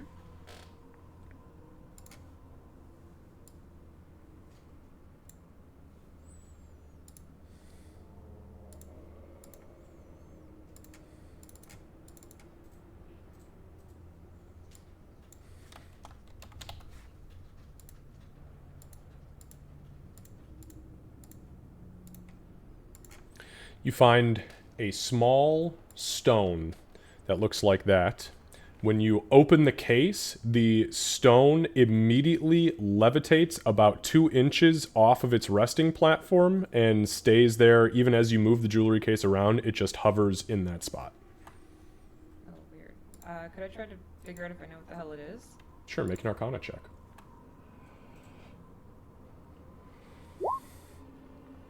Again, you don't know exactly what it does, because there you know of the types of things these are. This is an Ioun stone. It is a magical stone that would provide some sort of benefit that connects to its user psychically, but you have no idea what variant this is.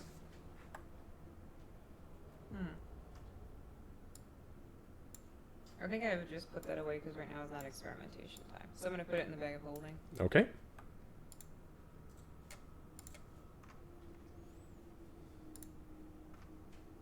I'm just going to make a generic Ioun stone until we can identify it. Okay.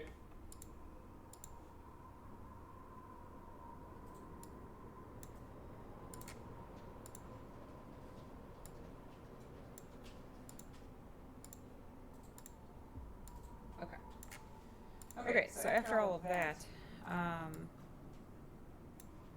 I mean, the intention, just so you know, is to long rest because I can't do shit for anybody until outside of wasting scrolls until I have my spells and stuff. So,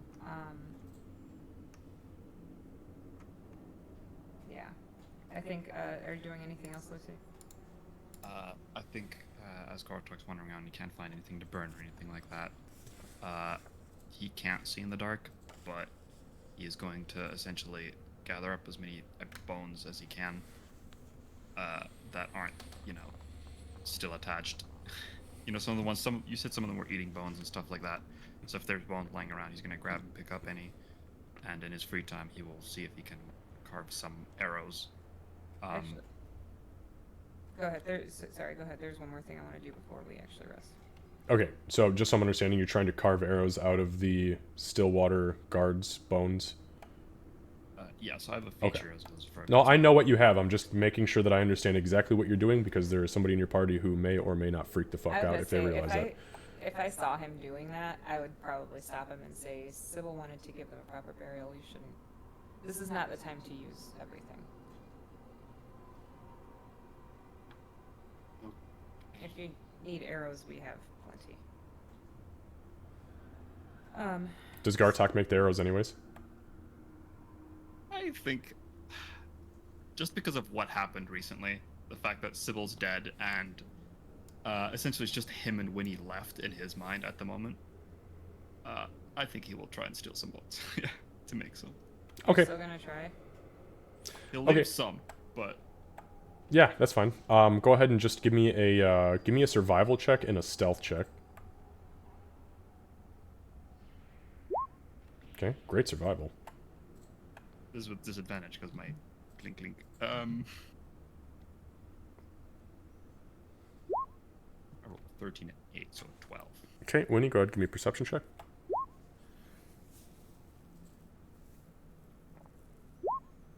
Okay, so over the course of the next hour and a half, as you guys are kind of trying to settle in this fucking literally living nightmare that you have decided you're going to potentially rest in, Gartok kind of starts to sift through stuff as you're looking at the absorbing the coins and looking at these magic items and kind of getting situated with the two zombie corpses and the statue. And you kind of glance behind you and realize that Gartok is kind of looking around suspiciously, so you watch him for a few minutes, and you do watch him. He cuts he busts one of the femurs off of we'll just say this guy down here, where it had already been bitten into, and he begins to pull the shards of bone out of the leg, and he begins to kind of stash that. Gartok, I said no.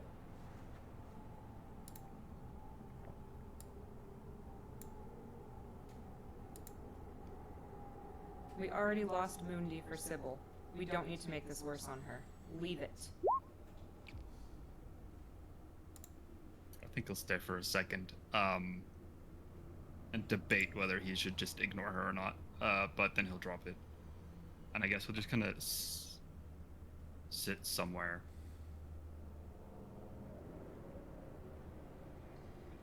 Okay. One thing I did want to do before too much time passed, I don't know if you want to say we did before or after, but that guard is still out there. Mm-hmm. Gartok, we gotta do something about that guard. We can't just leave him. Do Do you want to stay here, or do you want me to stay here? One of us needs. You know what? You stay here. I'm going to go find the guard and see what he wants to do.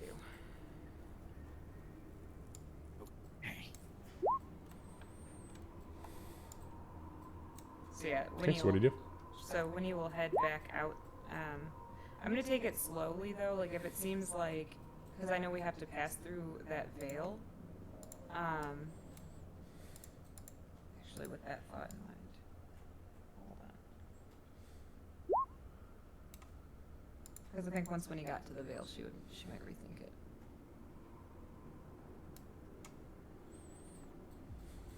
So I guess as she's rethinking and doing what she wants, Gartok will not pick up Bones.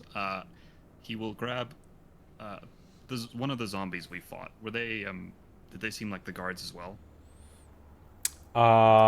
You can make a medicine check.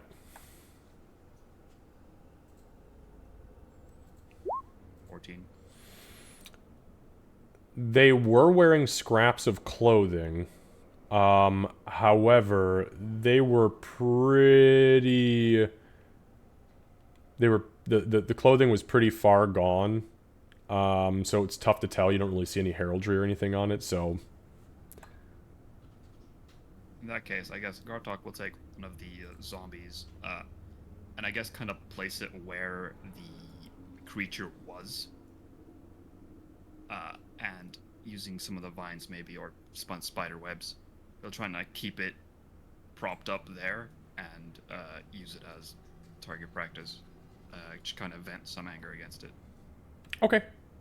Okay, easy enough. Yeah, because in his head he's playing back the scenario of what maybe he could have done better or such. Because this is the second time he's essentially lost almost entire clan of people. Okay, well, Gartok is target shooting at the corpse. Winnie. So I have in the bag of holding 3 scrolls of sending, so I think I would attempt that first. Okay, go ahead and destroy a scroll of sending. Okay. Give me a moment.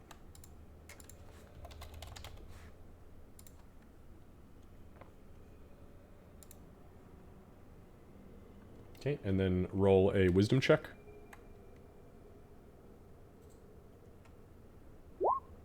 Okay. So you succeed.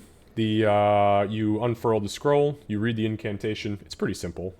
As you get to the end of it, it flashes and disappears. And who are you sending a sending to? To the guard that we had sent and gave him the stuff, gave him the clothes and everything. Okay. Yep, you feel the static kind of... Let me just figure it out really fast. Hold on.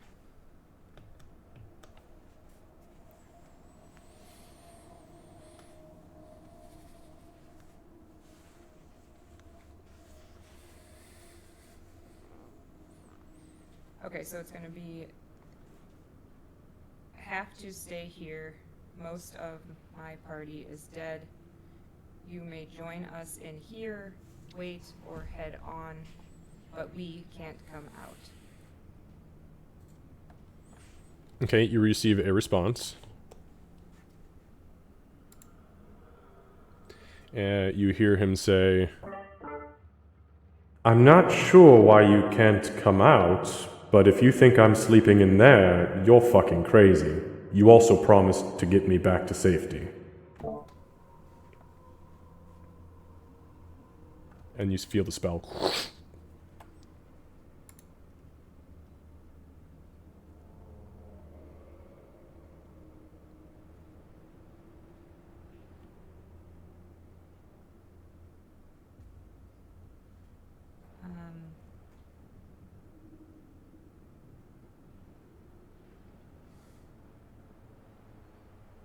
I mean, yeah, I guess,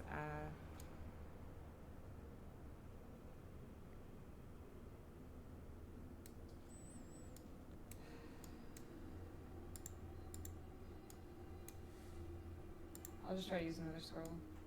Okay, you pull the scroll of sending out. Make sure you delete that from the inventory, please. And roll a wisdom check.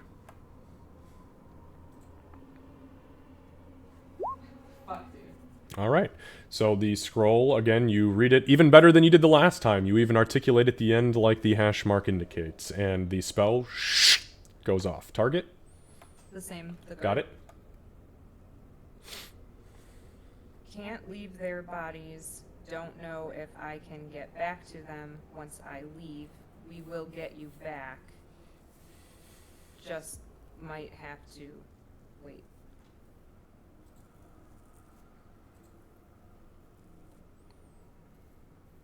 The spell ends. Okay.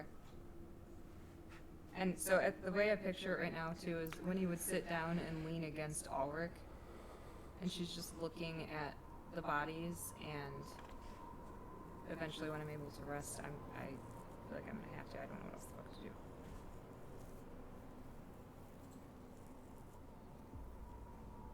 Okay, so is that what? So what are you guys doing then? Are you doing You're anything? resting, or Yeah, I think. Well, I guess Gartok's rest is shooting his bow. So I mean, resting until is he probably gets too terrible. tired. I was gonna say no. You need to sleep if you want to benefit from any sort of rest. So Yeah, until he gets tired, and then he'll. okay, I guess just lay down. okay. Do you want to do a short rest or a long rest? If we do short rest, I can. Winnie will tell Gartok. If we just do a short rest while we're here, I'll be able to shapeshift into the ox. That was me. Gartok, I can shapeshift into an ox. And then we can use the rope and you can tie Ulrich and the bodies to me. We can maybe get them out of here all at once and then try to rest out there. If rests should just rest. Long resting here might not stay safe as it is now. Short resting, we can at least get out of this. Remember, we had to walk through that weird gate to get in here.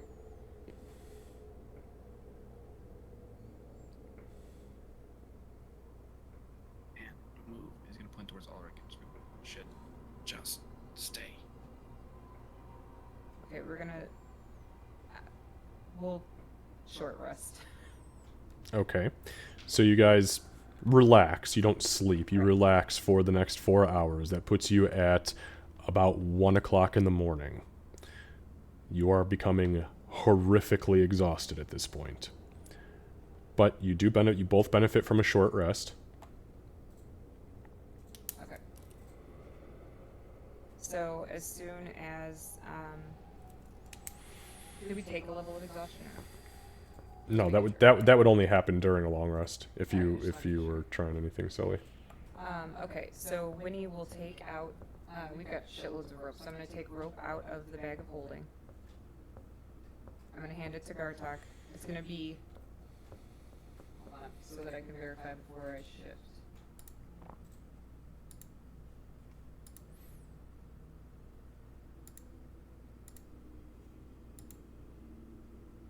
Okay, so we've got hempen rope, we have silk rope. 50 feet of each. And spider silk rope. So I'm going to take all of that out and lay it out for Gartok.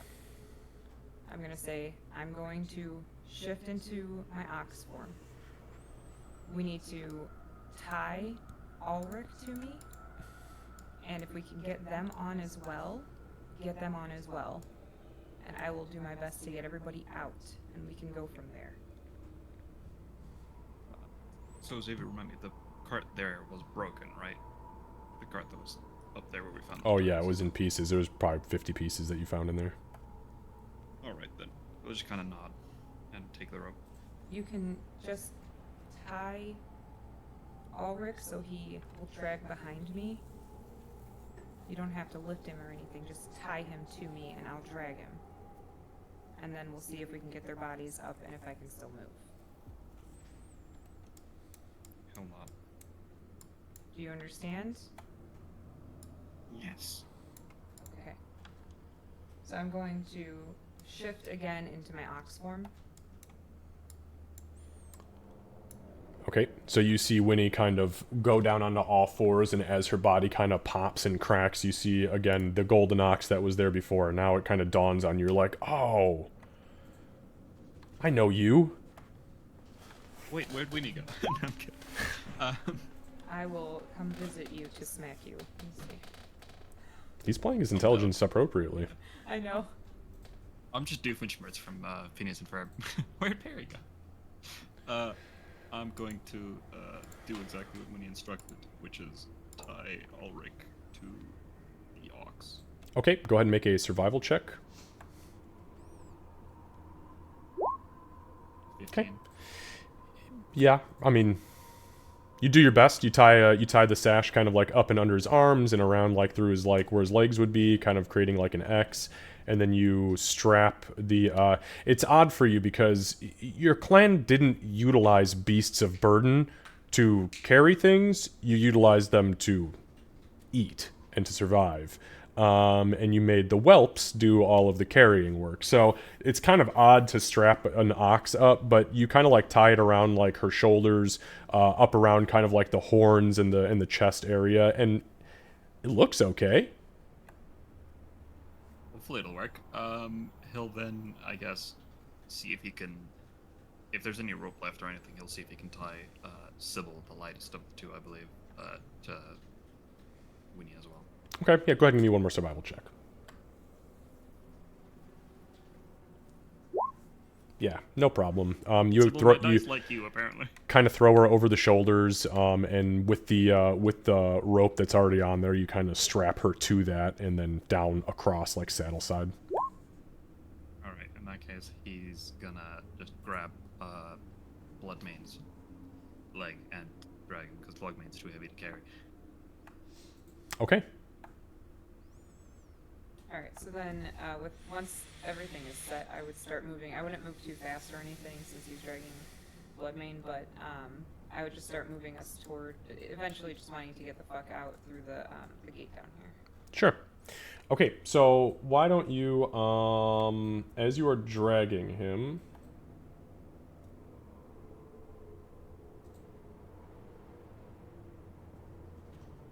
just give me 2 athletics checks. Me? Yes. So that needs to be with the Ox's card. 1 second.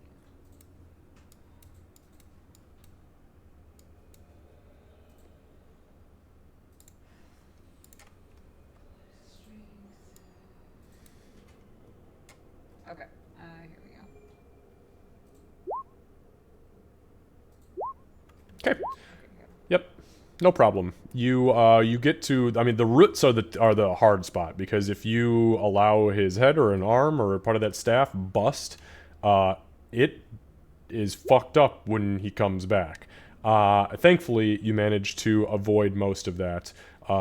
Small chips, but nothing that'll create substantial damage. And you guys, after about, I'd say, God, it probably took you damn near an hour, because you're using almost all of your strength to get this guy carefully out. So now we're looking at about 2 a.m. You guys do finally get outside, and as you approach down the path, there is no veil. That is non-existent. Okay, alright. So we're out of that fucking place. And as you get out, the guy that was out here is nowhere to be seen. He's nowhere around, okay. Should we... I'm getting tired, and I'm sure you are too, but should we maybe sleep and she'll point over... Oh, sorry, I probably would have had to shapeshift out of my... Yeah, I would have shapeshifted out, I think, because Okay. that was the plan. And then I would say, you want to try to rest over here, or do you want to try to keep going? I can shift again one more time. But if we do that... I think Gardlock's going to point at like the group of trees and like bushes over here to our left, where there's like an open area between the forest and the vines, and like a little wall of trees. Should rest there. Can I just double check to back him up on which, like, the best place to rest here, like, survival-wise? What are you looking for? Just looking to make sure that over here would be a good spot, like, you know, versus over here, just so that way we're choosing the right spot. So that's subjective. I can't really I can't feed that to you because it's, I mean, Okay. there's no immediate danger. The veil is no longer existent. You have 2 corpses and a statue. I mean, I don't know what more I can tell you. Okay, so she'll nod and look at Gartok and say, "Tie them to me again," and then I'll you don't have to do the whole thing because we're just going to rest, but I'll shift again to drag Ulrich over here. Okay, so you guys are going to the west. Yeah, that's where Gartok pointed. So when you'll go with it. Whoop. Not that guy. You stay over there. Along. Okay, so you drag him over there. Come out of your shapeshift. Yeah, and then we're gonna set up to long rest. All right. Okay, so you guys are long resting.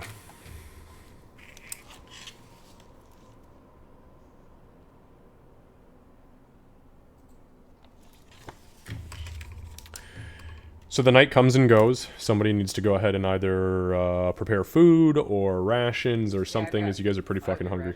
I'll do Okay. rations. We got a shitload. So even if Gartok's like, go hunt, I would be like, we got rations. Just eat this.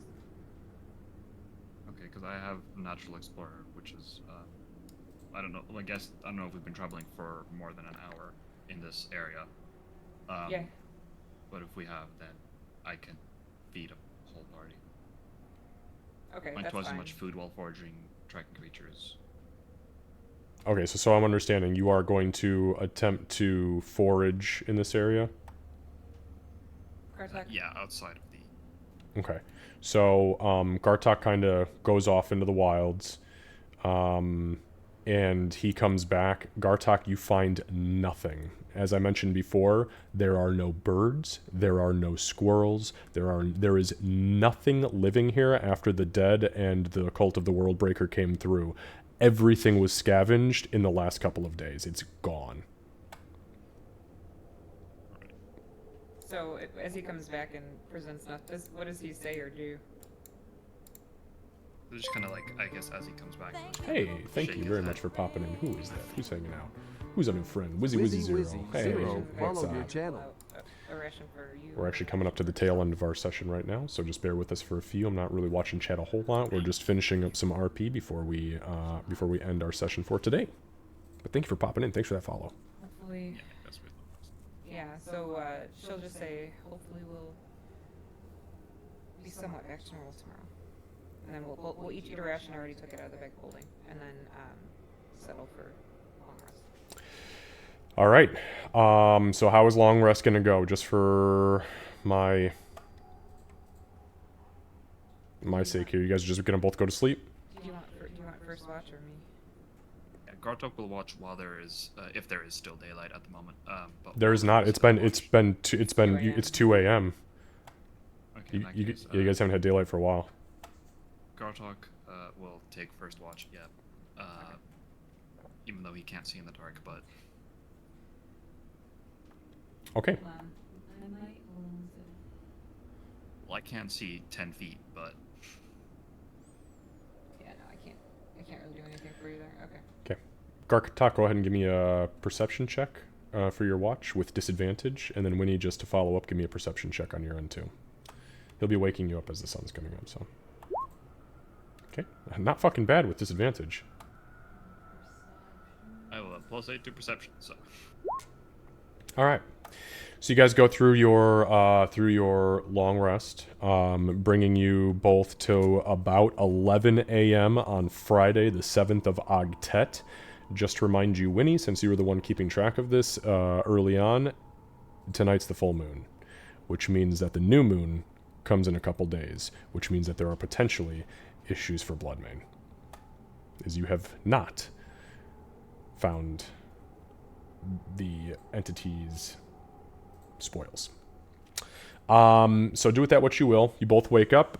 You are both refreshed as best as you can be. The corpses of Sybil and Bloodmane are beginning to fester, as they were already rotting when they were zombified, but now it's like really getting bad. He looks great. He's a little stoned, but he looks good. I love that description. Okay, so we have literally one charge left of the diamond dust in the bag of holding. So I am going to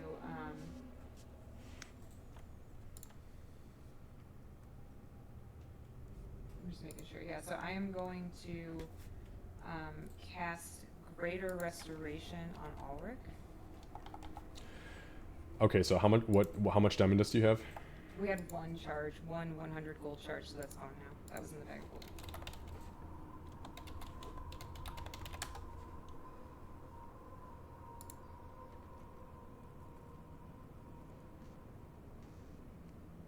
Okay, so delete that, and so you take out the diamond dust. You perform your incantation over Ulrich. As soon as you wake up, you run to him as you are magically refreshed. Actually, that's not true. Technically, if you're changing spells, it takes a couple hours.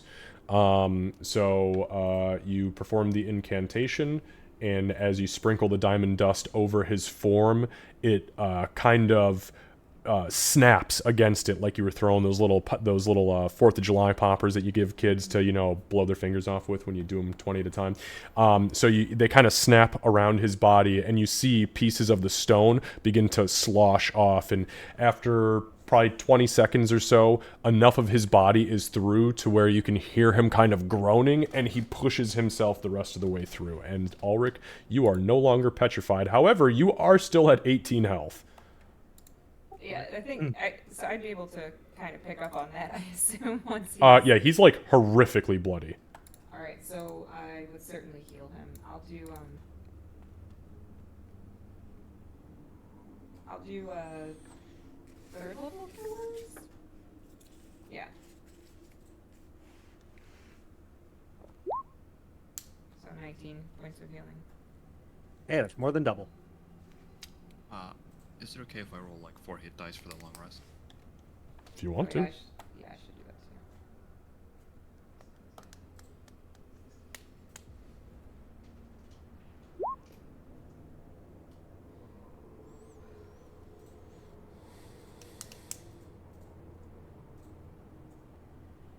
Yeah, we definitely would have done that when we laid down. Okay, so you both recover some energy while you were long resting. Ulrich is back to the realm of the normal people and not statues. And then I would take, I know it's 159, but I would take out the Scroll of Resurrection from the bag of holding and say, we got work to do. And she's just got tears streaming down her face. Ulrich, she's talking like normal, she's not sobbing, but just crying outright. I'm going to assume I missed a lot. And just immediately get to work. And she would point to Emig. Yeah, he's gonna lean over Emig's body, and in a very low whisper, he's gonna cast Wish and replicate Resurrection, so it doesn't cause any ill effects if it replicates a spell. So. Okay. Give me a sec. I didn't expect the wish to get cast today. That's what I'm here for.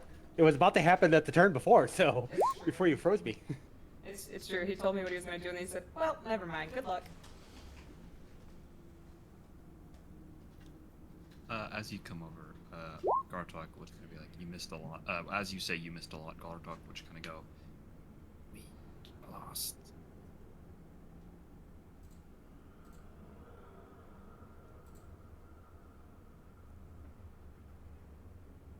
Okay.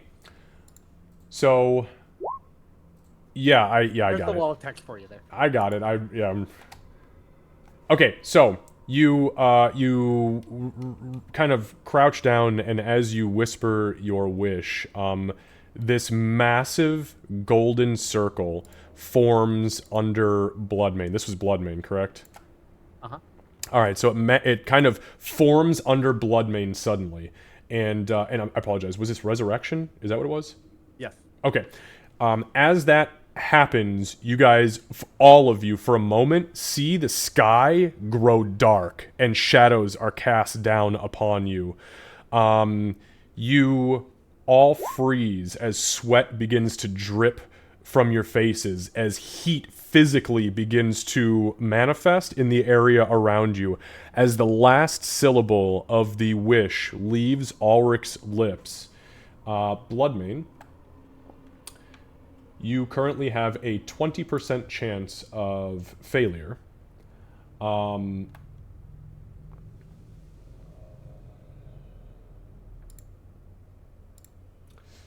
So, would you like these dice to roll high or low for your resurrection?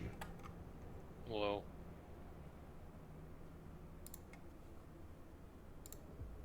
Okay, so 1 to 20 is the failure. Anything above that is a success.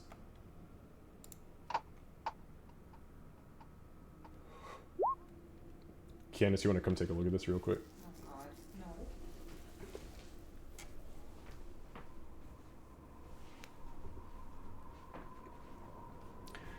The incantation flees Ulrich's mouth, and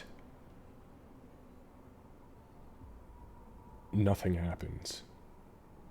Bloodmane, as you are drifting through the ether, slowly fading into the ocean backwards, you hear a familiar voice calling you. As a flash of light above you, like a cannon shot at the top of the water, a claw, golden and platinum, reaches down towards you desperately. A tentacle wraps itself around your waist, and you hear, You failed to get my siren. and you have Stone Souled on Resurrection. The roll was a 3.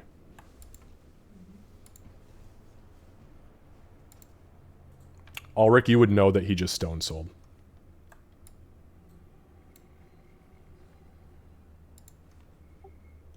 We have to move on to something else. That failed. And he's just gonna turn and use the scroll on Sybil. Okay, we'll pick up with, because the resurrection will take an hour, so we'll pick up next session with that shifting. Or with that beginning, excuse me, not shifting. That's weird. Yes, it will no shifting. We had one doppelganger. Don't need another. Yeah, she's shifty enough. Okay, well, this was a weird fucking session.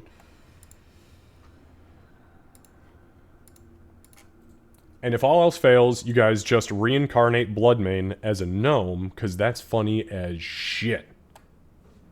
Reincarnated turtle. Don't bring me back. Just let me go. Just let me fucking die.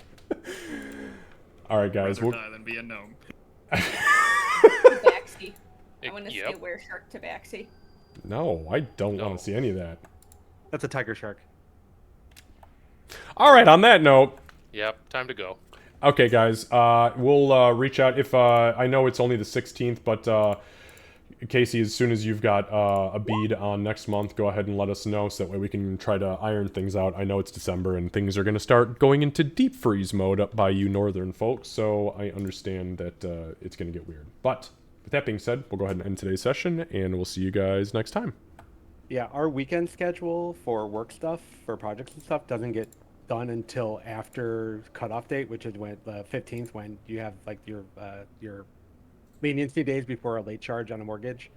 So that's when. So after that is done is when we have backlog work that we may have to do if accounts don't get paid. So that's when that gets generated. So I won't know until after Monday for sure. So Okay, no problem. No problemo. Alright, guys, we'll see you laters. bye. All right. See ya. Alright, so, guys, we're going to find someone to raid. I think we're just going to bring it over to our friend Apperjacks, because he happens to be Apperjacking. Alright, here we go. Go ahead and jump out of that. Thank you for joining us. We'll be back tonight for some Warhammer Online, and then we'll be back tomorrow night for Boundless Valor, Nerdy's D&D game. Until then, we'll see you all soon. Killed one? Alright, Apperjacks it is. Here we go. Alright, Okay. bye guys. Nah, never mind. Nah, not yet.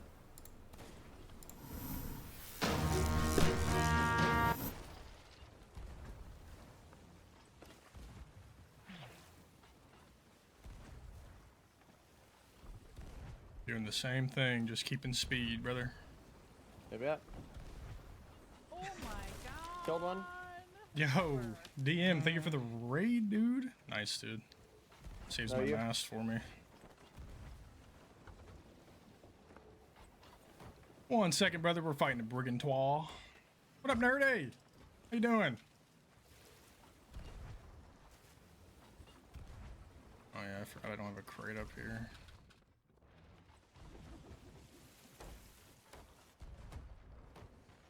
Got their back mass. Nice. Open us up just a little. Get speed. That literally went above me and still hit me. Got their front as well. Nice.